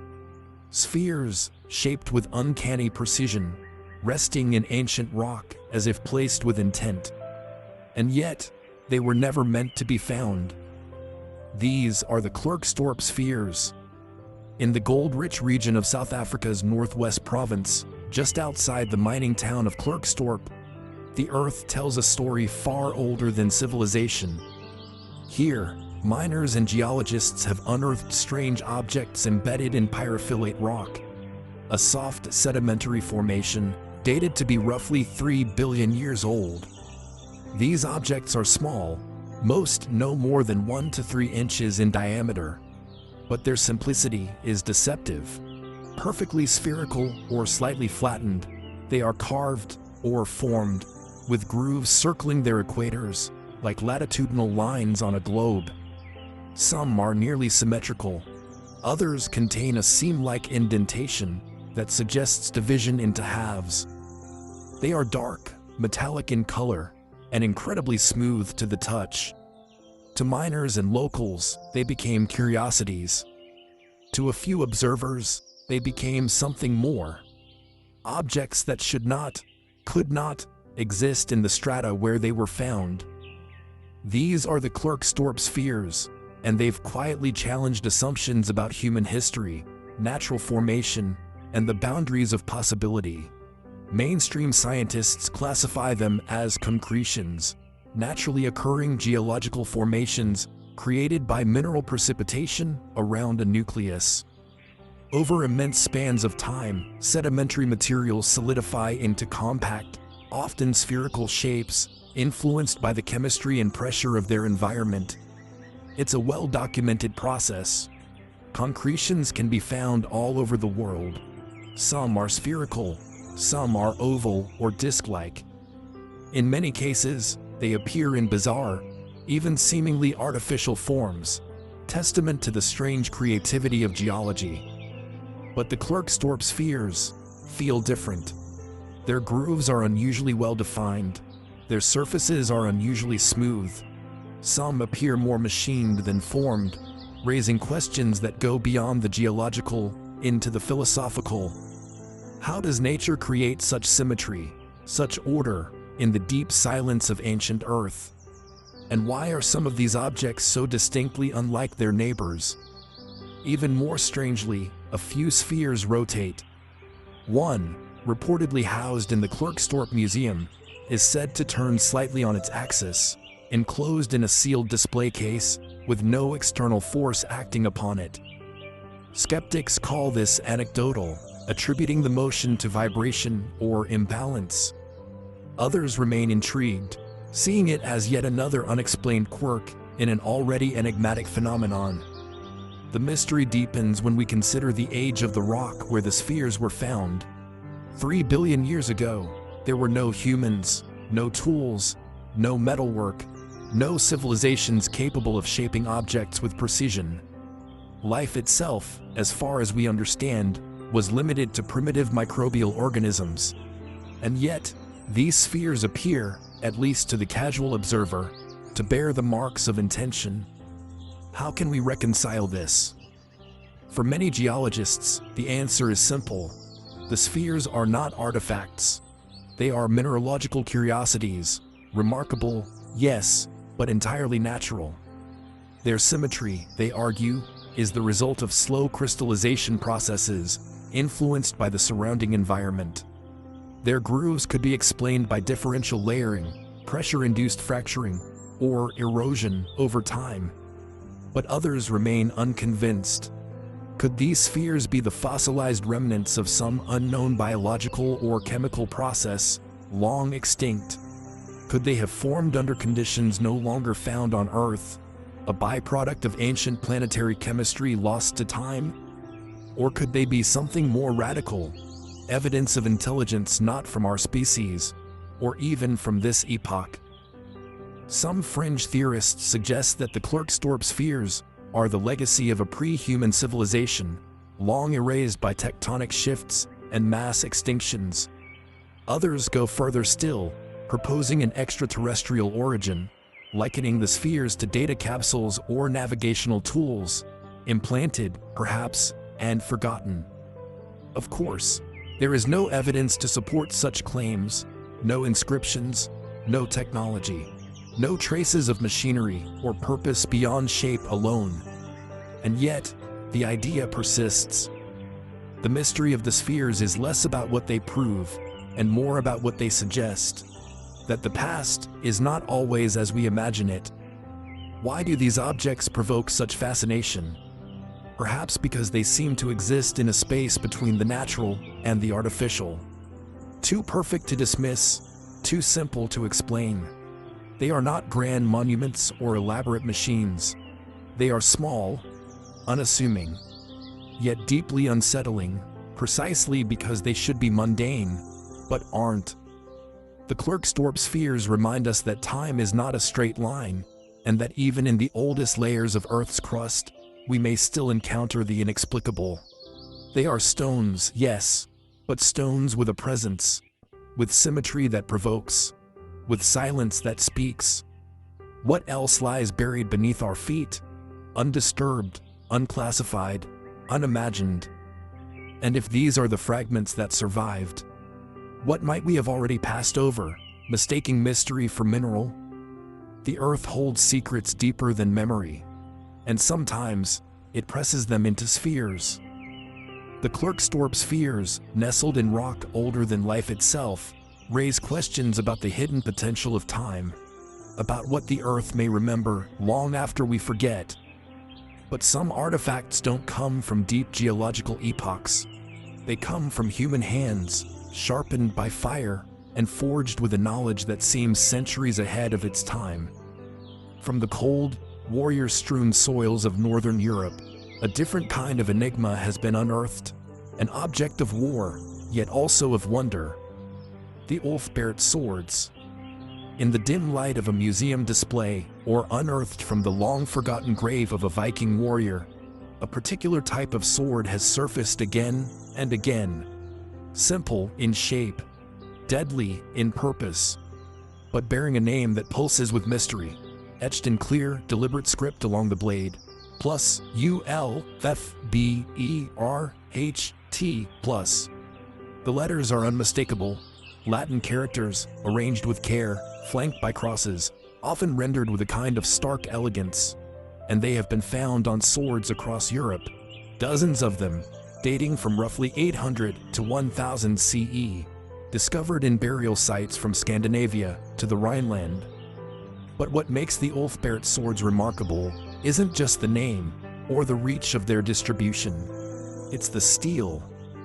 At a time when most European swords were made from brittle, impure iron, vulnerable to bending or shattering in battle, the Ulfberht blade stood apart.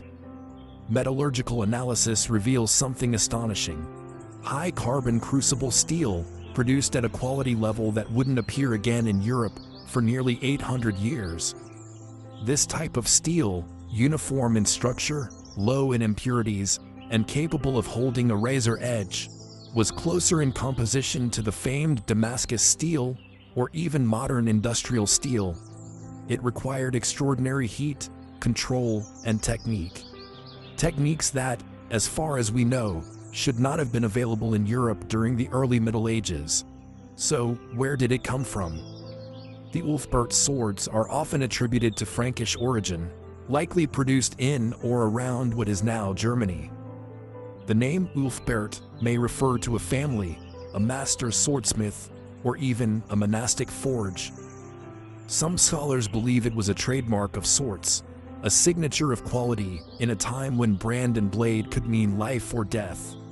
But here, the mystery deepens. Not all Ulfberht swords are the same. Some are made with true high-quality steel. Others are crude imitations, bearing the same inscription, but made from far lesser materials. Misspellings, like Sulfberpletsti or Sulfbert+, suggest that the name itself became so valuable it was forged as often as the blades were. Was Ulfberht a person, a lineage, a guild?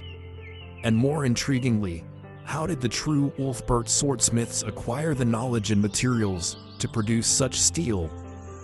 In the known world of the early Middle Ages, only one region was reliably producing crucible steel: Central Asia, particularly in areas that are now part of Iran, Turkmenistan, and Uzbekistan. Their technology, likely inherited and refined from earlier Indian steelmaking techniques, known as Wootz steel, was far ahead of European capabilities. This leads to one possibility. The steel used in true Ulfberht swords was imported, brought along ancient trade routes like the Silk Road, or passed westward through Viking trade networks, which stretched surprisingly far. The Vikings, though raiders, were also traders, venturing deep into the rivers of Russia, reaching the Black Sea, and making contact with the Islamic world. Could it be that this elite steel was sourced from the East, then forged into weapons in Frankish workshops? If so, that raises further questions. Why are these swords so rare? Fewer than 200 have ever been discovered. Why are they clustered around elite burials, and often associated with high-status individuals? And how did knowledge of their creation disappear? only to resurface centuries later with the Industrial Revolution? Or could there have been something more secretive at play? Some speculate that the Ulfbert blades were the product of lost metallurgical knowledge, inherited from Roman or even pre-Roman smithing traditions, and preserved in isolation, perhaps by monastic orders or specialized smithing guilds. In a time when literacy and craft were often guarded closely, could these sword makers have kept their techniques hidden, passing them down only to trusted apprentices? More speculative theories suggest that the swords were ritual objects, imbued with sacred or even mystical significance. The symmetrical crosses bracketing the name, plus ULFBERHT+, have led some to propose that the swords were seen not just as tools of war, but spiritual weapons, forged in the name of God or under divine inspiration. Were they believed to carry protective power? Were they offerings, symbols of legitimacy, power, or purity, in a world where the sword was not only a weapon, but a sacred bond? And what of the imitations? Their existence suggests that demand outpaced supply, that the Ulfbert name had, in its time, become synonymous with excellence, so much so that lesser smiths tried to replicate the prestige, even if they could not match the quality. But today, we are left with little more than fragments. The real Ulfbert, if he or they ever existed, left no written records, no manuals, no surviving workshops, just steel, rusted with age, and a name carved into metal. A name that traveled far beyond what should have been possible for the time. Was Ulfbert a lone genius? A forge lost to time? A hint of a global knowledge network far older than we've acknowledged? Or were these swords simply rare miracles of circumstance, perfect storms of material, method, and mystery? The Ulfbert swords remain as cold and silent as the graves they've been pulled from, but in their strange perfection, they challenge our assumptions about what was possible, about what was known, and about how much of history, like steel and fire, has been shaped, hardened, and then forgotten. The Ulfbert swords remind us that even the tools of war can carry the quiet mark of forgotten knowledge, etched in steel, forged beyond their time. But not all relics are weapons. Some speak to a deeper, more celestial understanding, one not born of conquest, but of contemplation. Beneath the forests of central Germany, buried in darkness for over 3 millennia, an ancient object was unearthed, one that suggests a relationship with the stars, long before the written word. It is known simply as the Nebra Sky Disk. It is a circle of metal, no larger than a dinner plate, rough, oxidized bronze, marked by the slow corrosion of centuries. Yet, embedded in its surface, still gleaming faintly, are shapes of gold, delicate, deliberate, and precise. A crescent moon, a round golden sun, or perhaps full moon, scattered dots like a spray of stars, an arc curving along one edge, another along the other. Together, they form a composition as simple as it is strange, an ancient image of the night sky, captured in metal. This is the Nebra Sky Disk, discovered in 1999 by 2 illegal treasure hunters near the village of Nebra in Saxony-Anhalt, Germany. Buried beneath the forest floor alongside bronze swords, axes, and bracelets, it was initially dismissed as too fantastical to be real. And yet, as scientists and archaeologists studied it, a consensus began to emerge. The disc was authentic, and it was old. Radiocarbon dating of the surrounding artifacts, along with soil analysis, places the Nebra Sky Disk at roughly 1600 BCE, over 3,600 years ago. That places it squarely in the European Bronze Age, a time before written language in the region, before cities, before centralized kingdoms. And yet, the disc suggests something far more advanced. The gold symbols are not random. The cluster of dots near the center appears to represent the Pleiades, a star cluster known and revered in ancient cultures across the globe, from the Maya to the Greeks to the Japanese. The arcs along the sides correspond with remarkable accuracy to the angle of the sunrise and sunset during the solstices at the latitude of Nebra. The disk, in short, may have functioned as a cosmological instrument, a way to track the movements of the heavens, to understand the passage of time, to mark the sacred rhythms of the earth and sky. But how? How could a culture with no written language, no known scientific institutions, and only rudimentary tools have created such an object? The craftsmanship is notable. The gold was likely sourced from the Carpathian Mountains, while the bronze used in the disc shows signs of sophisticated alloying, copper mixed with a precise proportion of tin. The artisans who made the disc understood metallurgy, celestial cycles, and geometry. But their names, their language, their society, all are lost. The Nebra sky disk was not found in a palace or a temple. It was buried on a hilltop, Mount Mittelberg, a place thought to be sacred. Some scholars believe it was a ritual deposit, an offering to the gods. Others think it may have been deliberately hidden, perhaps during a time of cultural upheaval when knowledge was at risk of being lost. And then, there is the mystery of its uniqueness. Why have no other objects like it been found? Why this one disk, in this one place, with no clear precedents or successors in the archaeological record? Was it part of a larger system now vanished? Was it the work of an individual genius? Or a cultural tradition we've yet to uncover? Some theorists have speculated that the disk was a portative device, a tool for priests or astronomers, used to align sacred architecture or perform seasonal rituals. Others argue it was a symbolic object, a representation of cosmological power, more than a functional chart. A few even suggest that the disk encodes forgotten mathematical knowledge, preserved visually in a way that transcended language. More speculative voices have linked the disk to lost civilizations, to pre-Druidic priesthoods, or even to ancient visitors from distant lands, traders or travelers who carried astronomical wisdom across continents long before classical antiquity. These ideas remain unproven, but they reflect the profound strangeness of the disk. It feels disconnected, out of place, like a message left behind in a bottle, written in a language we have not yet learned to read. What is perhaps most striking is how the disc bridges worlds. It is both art and science, both sacred and empirical, both grounded in the earth and reaching toward the stars.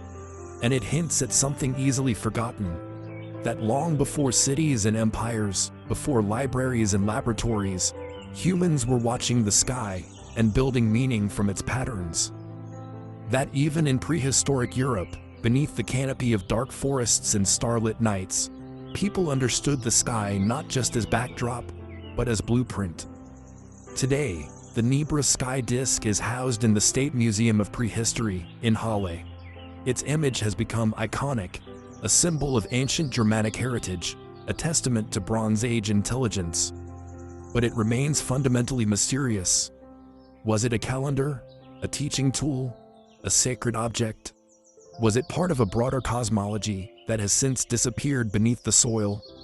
And if one disk could survive for over 3,000 years, how many more remain buried, waiting in silence, just beneath our feet? The Nebra sky disk invites not only admiration, but humility. It reminds us that the line between myth and science is not always where we expect it to be. That the past is not a flat plain behind us, but a deep sky of its own, full of constellations we have yet to name. And perhaps, like the stars themselves, the meaning is there, if we only know how to look.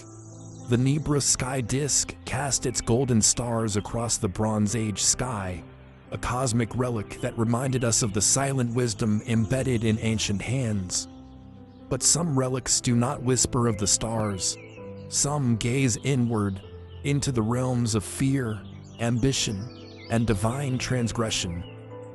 Deep within the vaulted silence of old libraries, one such relic waits, vast, heavy, and bound in mystery. A book so massive, it earned its name from sheer scale, and something darker. The Codex Gigas. It rests in the dim stillness of the National Library of Sweden, locked behind glass, its leather cover faded, its iron clasps tarnished with age. It is nearly 3 feet tall and weighs over 165 pounds. One man cannot lift it alone. Its pages, parchment made from the skins of over 100 animals, are thick, smooth, and quiet beneath a gloved hand. In the candlelit corridors of medieval Europe, such a book would have seemed impossible. A monument, not to stone or empire, but to ink, silence, and something unspoken. This is the Codex Gigas, Latin for giant book, but it is more famously known by another name, the Devil's Bible. The manuscript was created in the early 13th century, likely in the Benedictine monastery of Podlajic, in what is now the Czech Republic. It contains the full Latin Bible, as well as a compendium of medical texts, historical chronicles, calendars, and exorcism rituals. A complete universe of knowledge, stitched into a single codex. But its fame, and its mystery, come from a single page. Folio 290 recto. A full-page illustration of the devil. Unlike anything else in medieval religious manuscripts, the image is bold and singular. A horned figure crouching between two towers, claws extended, eyes wide and blank. He is alone, framed in darkness. No other illustration in the book approaches this in scale or tone. And directly across from it, a depiction of the heavenly city, vibrant and ordered. Why would a monk, sworn to silence, humility, and devotion, place such a jarring image in the center of his sacred work? The legend, of course, begins with sin. According to a centuries-old tale, the Codex Gigas was created by a monk condemned to death. His crime is lost to history. Seeking redemption, he begged to be spared if he could produce a book that contained all human knowledge in a single night. The abbot agreed. As midnight deepened and the task proved impossible, the monk is said to have made a desperate pact, not with God, but with the devil. In exchange for his soul, the demon completed the manuscript, and the monk, in tribute, painted his new patron into the book's pages. It is a story passed down through generations, whispered rather than recorded. There is no proof, but the legend clings to the book like a shadow. From a historical perspective, the Codex is no less remarkable. Scholars estimate that writing the manuscript would have taken at least 20 years, possibly longer. And yet, handwriting analysis suggests that the entire book was written by a single scribe, using the same ink, in an unchanging hand, without noticeable fatigue or error. Who was this person? How could one scribe maintain such consistency across over 300 parchment pages, many covered in dense columns of Latin script? And why the devil? Some propose that the inclusion of the demonic figure was not an act of worship, but of warning, a visual anchor in a world where images carried spiritual weight. Others believe it was symbolic, representing the constant struggle between darkness and light, ignorance and knowledge. A reminder that in the pursuit of total understanding, one must confront all sides of existence, even the terrifying. But the Codex Gigas carries other mysteries. Over the centuries, the book moved through empires. It was kept in monastic libraries, stolen during wars, passed into royal collections. In the 30 Years' War, Swedish forces looted it from Prague, bringing it north where it has remained ever since. Some pages are missing, not torn hastily, but removed with precision. Was it to protect secrets, to erase dangerous knowledge, or simply damage over time? We cannot know. The missing folios, most notably between the Old Testament and New Testament, have fueled speculation. Some believe they once contained forbidden texts, heretical interpretations, or hidden rituals. And then, there's the matter of its construction. The book's sheer size is perplexing. No other manuscript from its era approaches its scale. Was it ever meant to be read, or was it ceremonial, designed as a showpiece or spiritual object? Its contents, a blend of sacred and secular, suggest an ambition not just to preserve scripture, but to compile all that was known, to create a total worldview within covers of leather and iron. Could the Codex Gigas have been more than a book? Was it an attempt to encode a philosophy, a belief system, or a warning? Was the devil's inclusion meant to signify temptation or authorship? No one knows what motivated the creator. No diary was left behind, no marginal notes. Just the unchanging hand, the sprawling knowledge, and the devil's gaze, fixed, frozen, unblinking across centuries. Today, the Codex Gigas is preserved under controlled conditions. Few turn its pages. Fewer still are allowed to study it up close.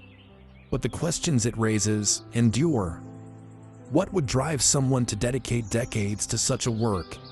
What truths were meant to be revealed or hidden within its pages? And if the story is only half legend, what is the other half? A pact? A punishment? A prayer? The book remains whole. The monk, long gone. But in the darkness between words, something still watches. And perhaps, like the stars traced on the Nebra sky disk, its meaning is not in what is seen, but in what is understood. If we dare to look close enough, it rests in the dim stillness of the National Library of Sweden, locked behind glass, its leather cover faded, its iron clasps tarnished with age.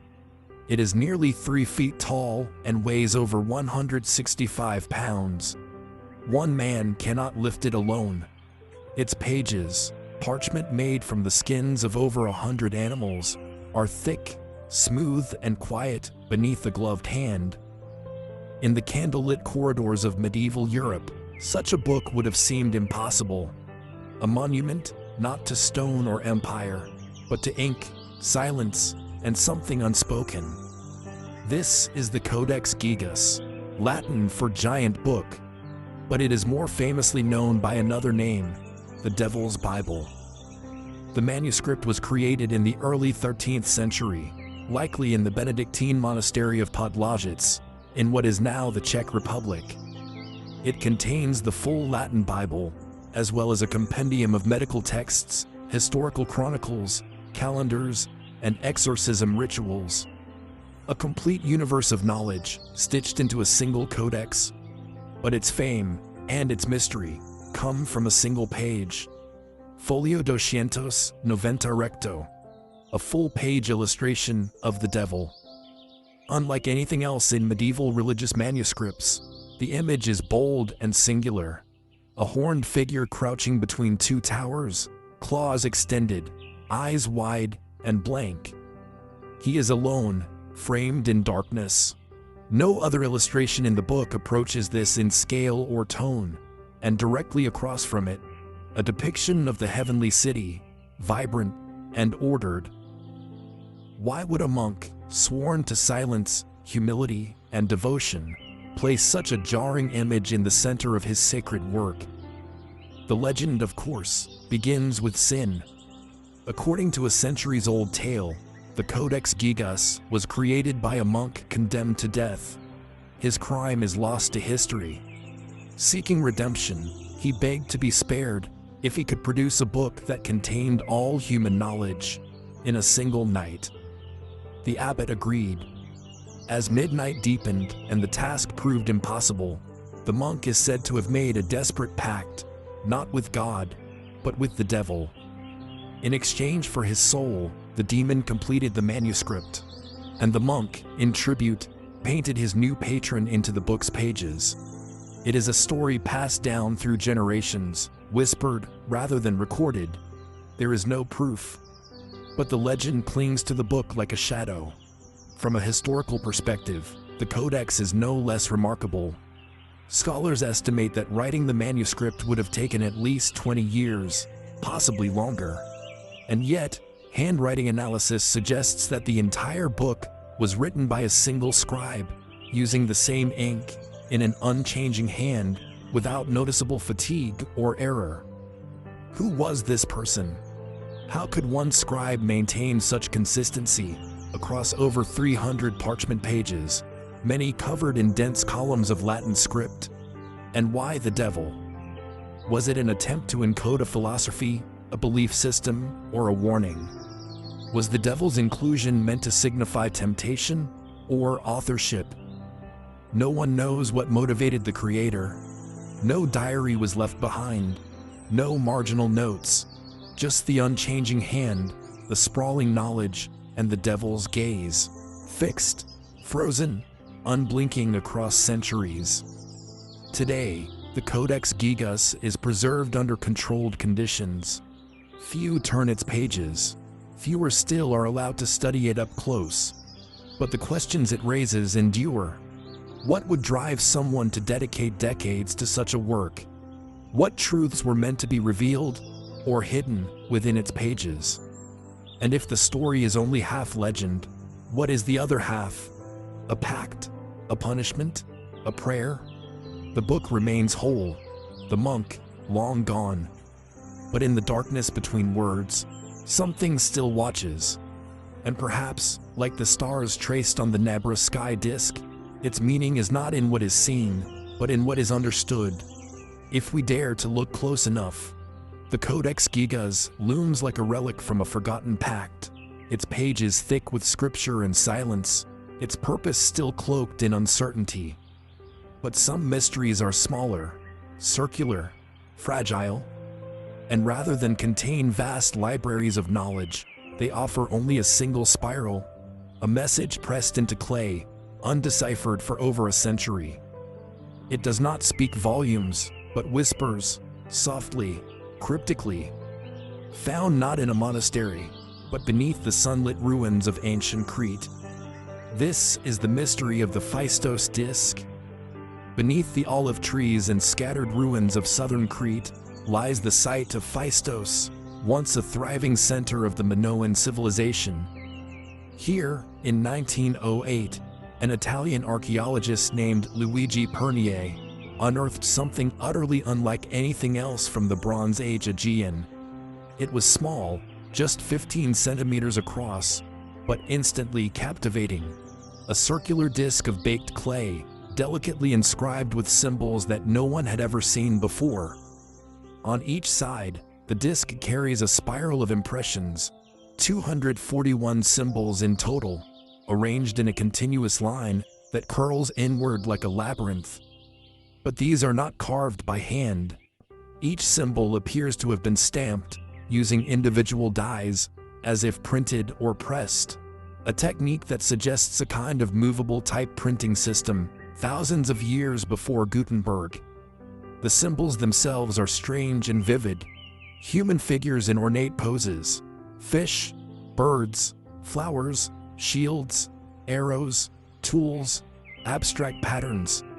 Some symbols repeat frequently, suggesting a language, or at least a pattern of speech, but the writing is like no other ever discovered, and still today, it remains undeciphered.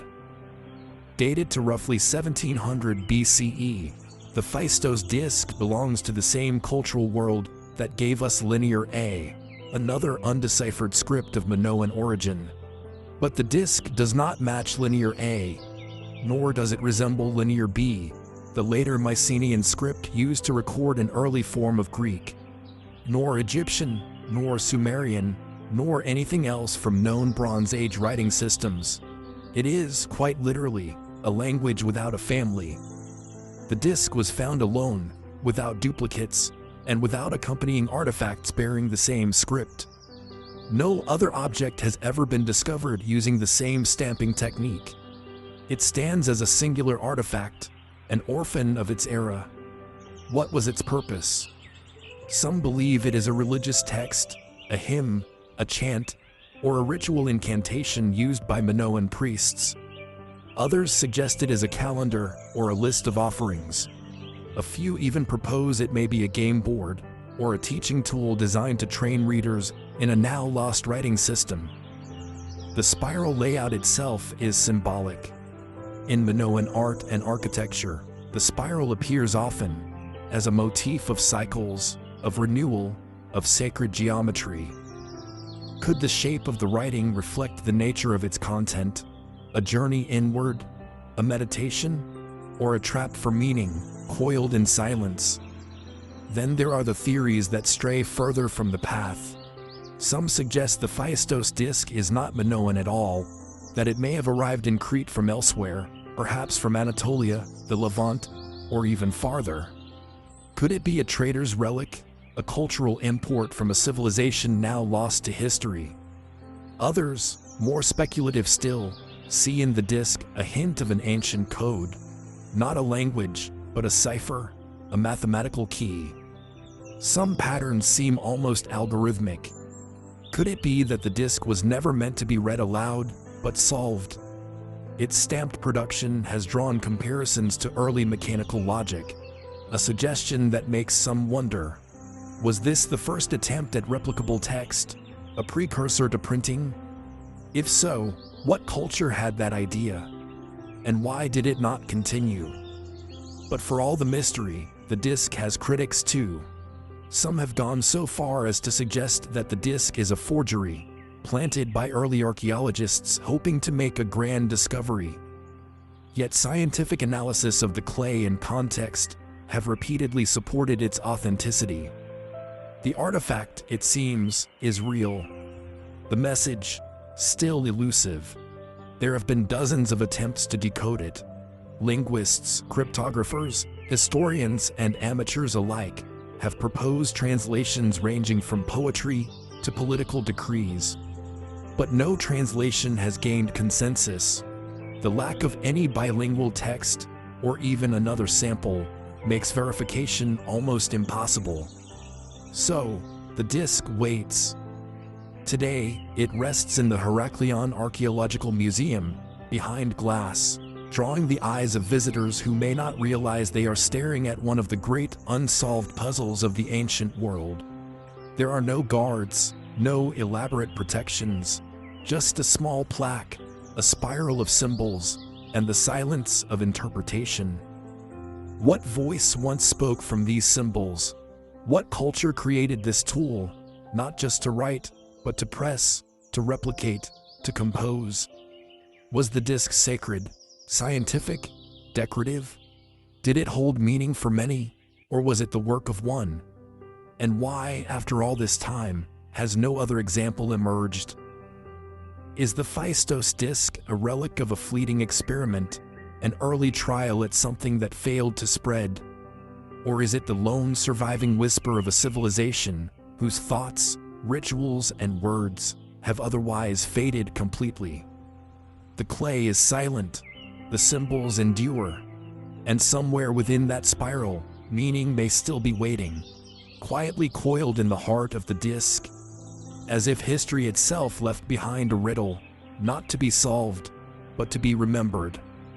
To remind us that even in the heart of civilization, some voices still lie unread.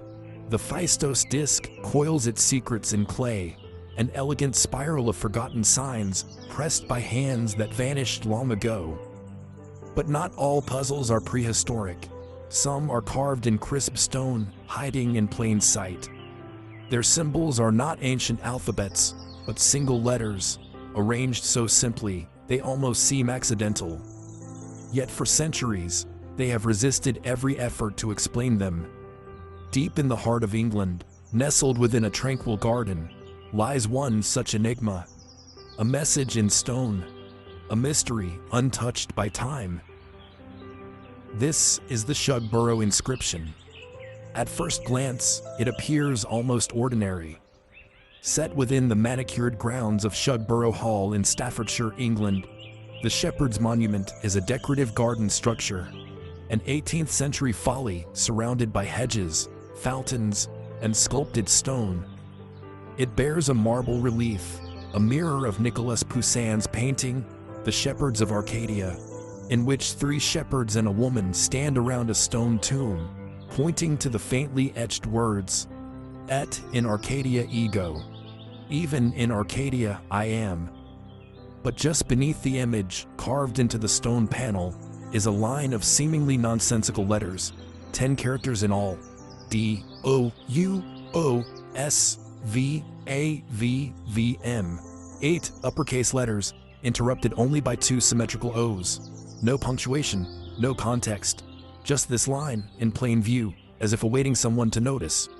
The Shugborough inscription, as it's come to be known, has puzzled scholars, cryptographers, poets, and conspiracy theorists for more than 250 years.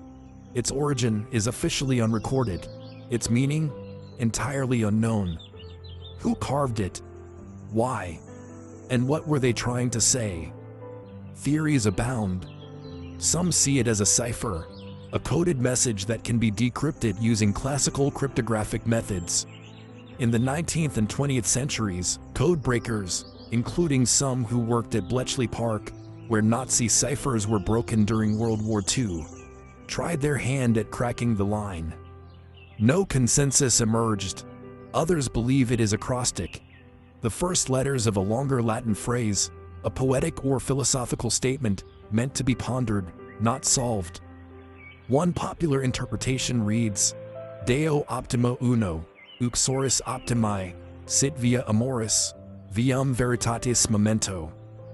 To God, the best and greatest, and to the best of wives, let this be the path of love. Remember the path of truth. It is elegant, it fits the letters, but it's also speculative, crafted to match the inscription, not discovered within it.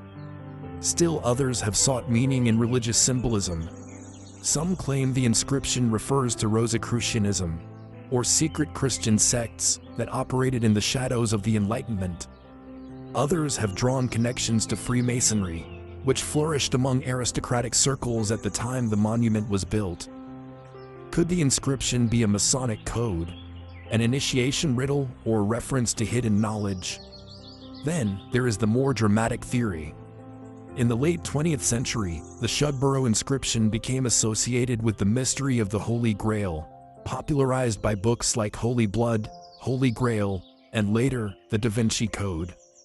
According to this interpretation, the letters encode directions or clues to the location of a lost relic, perhaps even the bloodline of Christ.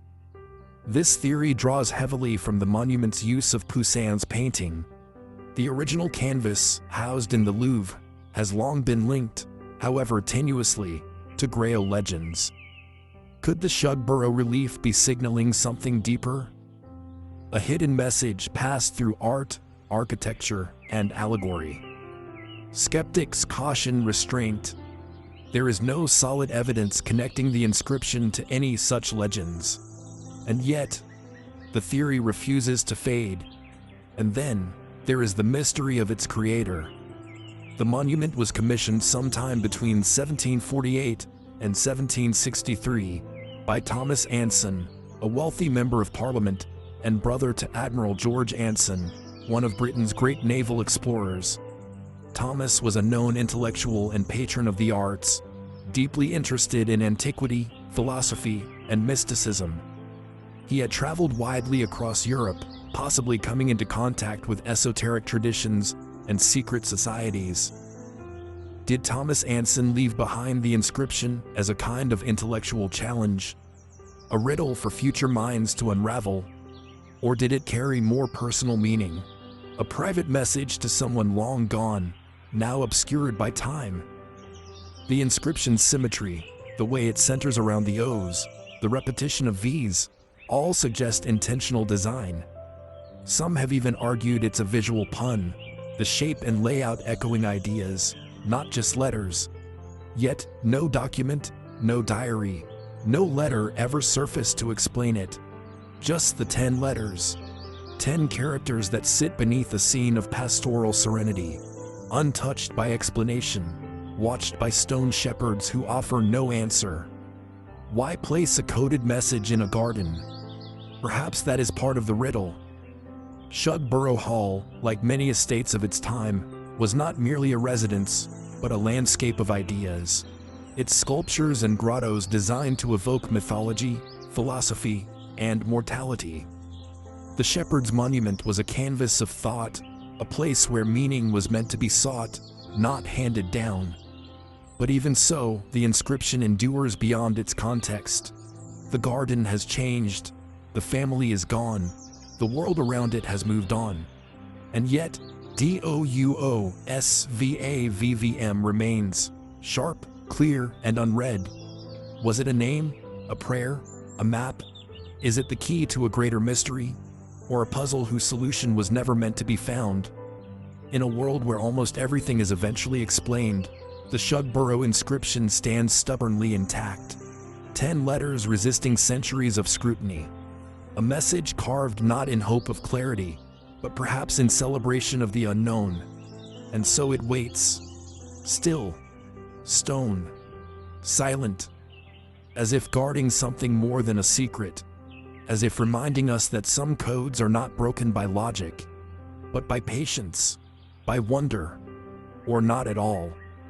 The Shugborough inscription offers a puzzle of precision, 10 letters etched in stone, resisting time and reason. But not all mysteries are carved for the eye alone.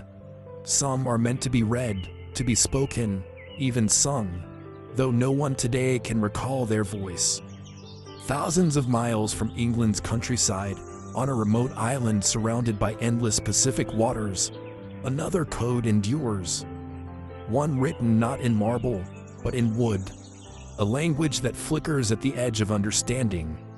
This is the enigma of Rongo Rongo. Rapa Nui, a name whispered by waves across the Pacific Ocean. Known to the world as Easter Island, this remote speck of land, one of the most isolated inhabited islands on Earth, has long captivated the imagination. Towering Moai statues stand in silent procession along its cliffs and volcanic slopes, their stone faces turned inland, as if watching something that has already passed. But the Moai are not the island's only mystery. In scattered collections across the globe, from the Vatican Library to the Smithsonian, there exist 24 wooden tablets, elongated, weathered, and inscribed with rows of delicate glyphs. These symbols, both intricate and abstract, form a system unlike any other known writing in the Pacific.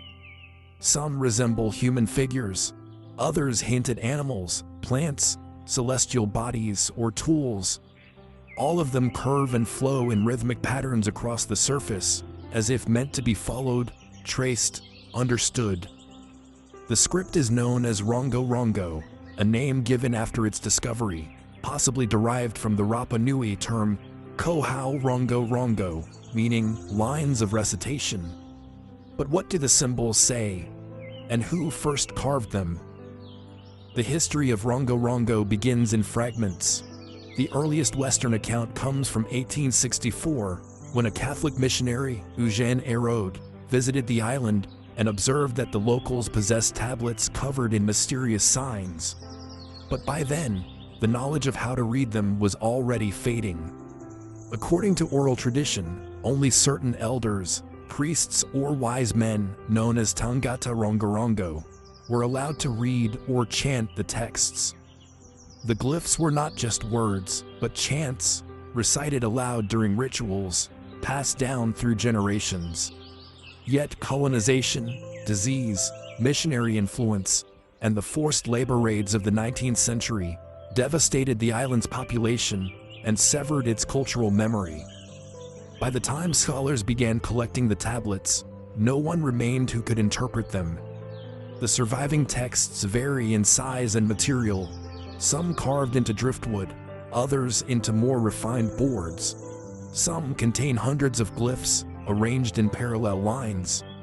Most striking is the method of writing, the reverse Boustrophedon style, in which each line is read in alternating directions, left to right, then right to left, with the glyphs turned upside down on each line. This unique format suggests not only a developed system of notation, but a sophisticated understanding of how to preserve and guide narrative flow. but the meaning has never been recovered. Linguists have tried to decode Rongo-Rongo using comparative methods, matching known Polynesian languages to the repeated patterns of the script. Glyphs do repeat, structures appear. Some believe the texts may include genealogies, creation myths, or calendrical data, as similar content appears in other Polynesian oral traditions. One tablet seems to track the lunar calendar, hinting at a kind of ritual or agricultural almanac. Yet no bilingual key, no Rosetta Stone, has ever been found. No one knows what the glyphs sound like. No single glyph has been definitively translated. Some researchers believe Rongo-Rongo was a true writing system, capable of recording complex language, similar to hieroglyphs or cuneiform. Others argue it was proto-writing, symbolic rather than phonetic, used to encode ideas or ritual knowledge rather than spoken words. And some doubt its antiquity altogether. There are no confirmed references to Rongo-Rongo before the 18th century. The oldest surviving tablets may not predate European contact. Was the script developed inspired by Western writing, as a local invention in response to European influence? Or was it a much older tradition, already in decline, preserved only on rare tablets and sacred memory? If Rongo-Rongo predates European contact, it would represent one of the only known indigenous writing systems in Oceania. That alone would be remarkable, a sign of cognitive and cultural development, isolated from other literate civilizations. But if it doesn't, if it was a symbolic system born from colonial disruption, then it becomes something else, a window into how a culture attempts to preserve its identity under pressure, reinventing its voice in unfamiliar shapes. There are more speculative theories too. Some have suggested the tablets encode celestial knowledge, tracing the paths of stars, eclipses, or seasonal cycles. Others wonder if the glyphs contain mnemonic systems designed to aid in the oral transmission of myth and law. More fringe ideas link the script to lost civilizations, or propose that the carving methods suggest contact with distant peoples across oceans. There is, of course, no proof for these claims, and yet the mystery persists. What we are left with are traces, symbols without sounds, stories without readers, songs without singers, wooden tablets, cracked and faded, holding words no one can speak. Why did Rongo-Rongo disappear so completely? What memories were lost with the last reader? And how many more tablets may have been burned, buried, or broken, vanishing before anyone knew their worth? Each glyph feels alive, fluid, almost animate, like something caught mid-motion, mid-thought, as if they still carry echoes of their original purpose, if only we could hear them. Rongo-Rongo is not just a script, it is a silence, carefully carved, and in its quiet, it asks a question we have yet to answer. How does a language die when it leaves no voice behind? And could it, one day, be heard again? Somewhere on Easter Island, the Moai still watch, and perhaps, deep within the wood of a forgotten tablet, so does a lost story, waiting for its name to be spoken once more. The glyphs of Rongo-Rongo leave us with symbols like footprints in sand, shapes whose voices have faded, yet whose presence lingers. They remind us that some knowledge vanishes not with a roar, but with a whisper. And now we turn to another mystery, this time not carved into wood, but into pure crystal, translucent, weightless in appearance, yet heavy with implication. Scattered across continents, these objects should not exist in the way they do. Yet, there they are, gazing out from glass cases and private vaults. They are the crystal skulls. They shimmer like ghosts under museum lights, polished quartz, perfectly shaped, smooth to the touch, yet impossibly intricate in form. Eyes hollow, and yet full. Faces stylized but unmistakably human. At first glance, They appear as sacred objects, ritualistic, reverent. But it's not their appearance alone that has fascinated the world for over a century. It's the question, who made them? And how? More than a dozen crystal skulls have surfaced over the years, attributed to Mesoamerican origins, linked to ancient cultures like the Aztec, the Maya, or even earlier, more elusive civilizations. The most famous among them, the so-called Mitchell-Hedges skull, has captivated researchers and mystics alike. Claimed to have been discovered in the 1920s in the ruins of Lubantun, a Mayan site in modern-day Belize, it was described as nearly anatomically perfect. Made of clear quartz crystal, it includes a detachable jaw and appears carved against the natural axis of the crystal, a feat that, even today, would be technically difficult without causing fracture. According to early accounts, it was found by Anna Mitchell-Hedges, adopted daughter of British adventurer F.A. Mitchell-Hedges, inside a collapsed altar. She would go on to describe strange phenomena surrounding the skull, visions, sensations, even inexplicable changes in temperature. Others who handled it reported similar effects. But these stories, like the object itself, are cloaked in uncertainty. Historians and archaeologists have long questioned the skull's origins. There is no documentation of its discovery in the excavation logs from Lubantun. In fact, records suggest the skull may have been purchased at auction in the 1940s. This casts doubt on the original narrative, raising the possibility that the legend was crafted after the fact. And the Mitchell-Hedges skull is not alone. Other crystal skulls reside in the British Museum, the Musée du Quai Branly in Paris, and in private collections around the world. Most are carved from either clear or milky quartz, ranging in size and detail. Some appear primitive, others astonishingly refined. Their stylistic similarities hint at a shared origin, yet no two are alike. When subjected to scientific analysis, many of the skulls show microscopic tool marks, consistent with rotary wheels or modern carving tools, such as those used in the 19th century. Traces of abrasives like silicon carbide, unknown in pre-Columbian times, have been detected. Based on this evidence, most experts agree that the crystal skulls are modern fabrications, created in the 1800s or later, possibly by European artisans, influenced by a growing fascination with ancient Mesoamerica. And yet, the mystery endures. Despite questions about their authenticity, crystal skulls continue to provoke deep curiosity. Why?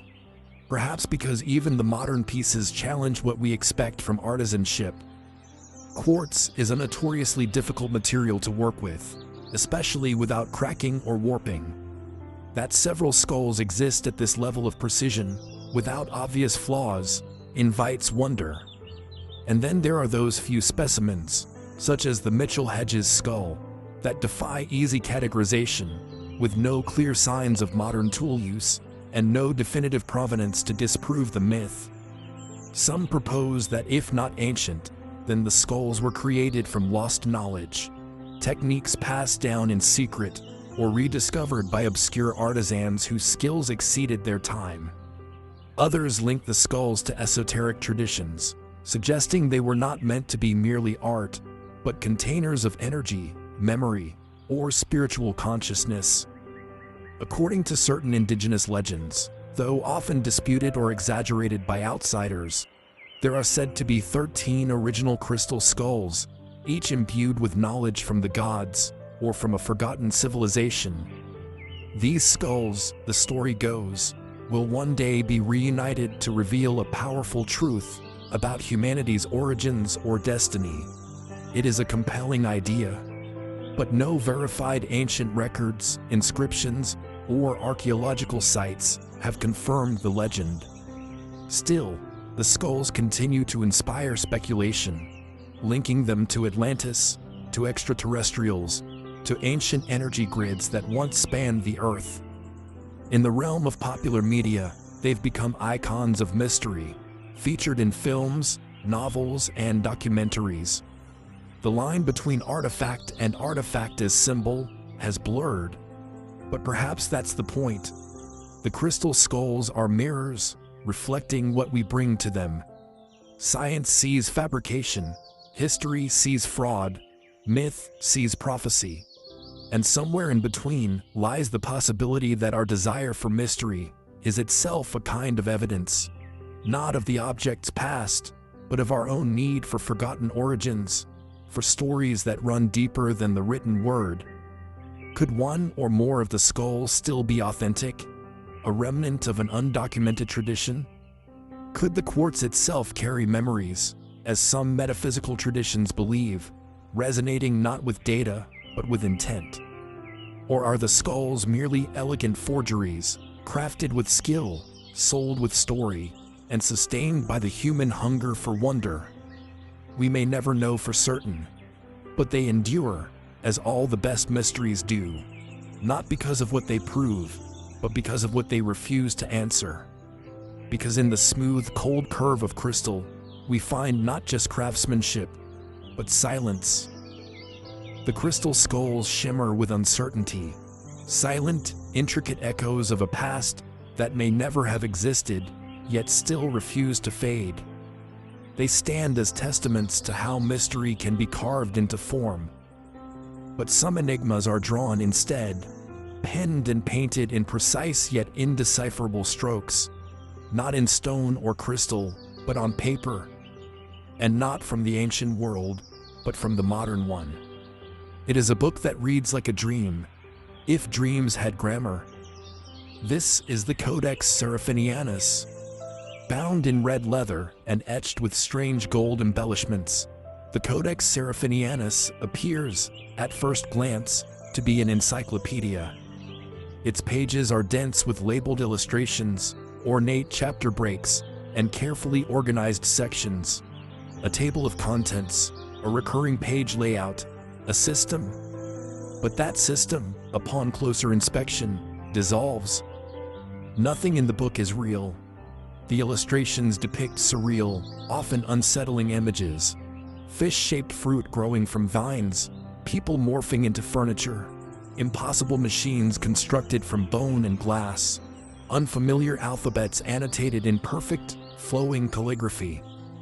There are diagrams of imaginary animals, maps of non-existent continents, charts of unknown stars, and running through it all, line after line of carefully inked text, composed in a language that no one has ever translated, because it is not meant to be read, or perhaps, not yet. Created in the late 1970s by Italian artist and architect Luigi Serafini, the Codex Seraphinianus is often described as a modern Voynich manuscript, a book that mimics the structure of scientific knowledge while being entirely untethered from the world we know. Published first in 1981, the Codex has since acquired cult status among artists, linguists, and seekers of the strange. What makes the Codex so haunting is not merely its fantasy, it's the consistency of its illusion. The invented script, composed of looping, elegant characters, is so fluid that it feels decipherable. The illustrations are detailed, methodical, even pedagogical. They suggest taxonomy, history, logic, but nothing corresponds to anything known. The more you study it, the more it seems like a book from another world, a record of life as it might appear in a parallel dimension, similar in structure, yet alien in essence. Is it simply a work of surrealist art? A satire of encyclopedic knowledge? A meditation on the limits of language? Serafini himself has offered few clues. In rare interviews, he stated that the writing system is not a code, but an asemic script, meaning it has no direct semantic meaning. It is not a cipher. It is meant to evoke the feeling of reading, without actually conveying information. Just as children pretend to read long before they understand letters, the Codex invites us to engage with the sensation of comprehension, even when comprehension is impossible. Yet this explanation, calm, clear, almost too reasonable, has not quelled the speculation. Some believe the Codex is more than artistic play, that its language, though asemic on the surface, may encode underlying patterns or messages. The repetition of glyphs, the rhythm of the script, the structure of the chapters, these suggest a system too refined to be purely ornamental. Could it be that the Codex is an elaborate meditation on language itself, on the boundaries between symbol and meaning?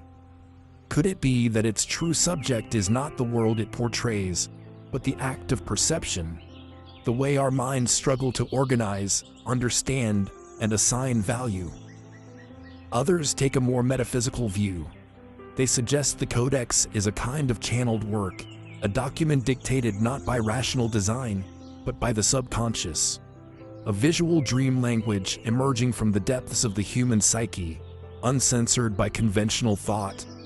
Some have compared it to the hallucinatory art of outsider artists, those who create detailed, obsessive works not for public display, but as expressions of inner vision. And still others, further at the fringe, propose that the Codex Seraphinianus may not be fiction at all, but memory. A recollection of something once real, now forgotten. Could the book represent echoes of alternate timelines, memories of another Earth, a transmission not forward or backward in time, but sideways? Of course, there is no evidence for such claims, and Serafini himself offers no such hints. But the book resists conclusion, it resists certainty. Even the title remains enigmatic. Seraphinianus evokes seraphim, the fiery winged beings of biblical lore, guardians of mysteries too profound for human understanding. Is the Codex their scripture, their bestiary, their joke? Today, copies of the Codex Seraphinianus reside in libraries, bookstores, and private collections around the world. Readers return to it not to find answers, but to experience the sensation of being on the edge of understanding, of nearly grasping something that slips away just before it becomes clear. And perhaps that's its power. The Codex doesn't just depict another world. It reminds us how much of our own world remains unread, how much we assume we know, and how often we build meaning from patterns that may be meaningless or simply beyond our reach. What happens when language loses its moorings? When knowledge becomes indistinguishable from illusion? When the form of understanding survives, but the content is gone? The Codex Seraphinianus asks these questions quietly, not through declarations, but through diagrams, through pages that refuse to settle, through a script that looks almost right, if only you could remember the rules. Perhaps it's not a book meant to be solved, but a reminder that some knowledge is meant to be felt, not defined, and that in the spaces where meaning fades,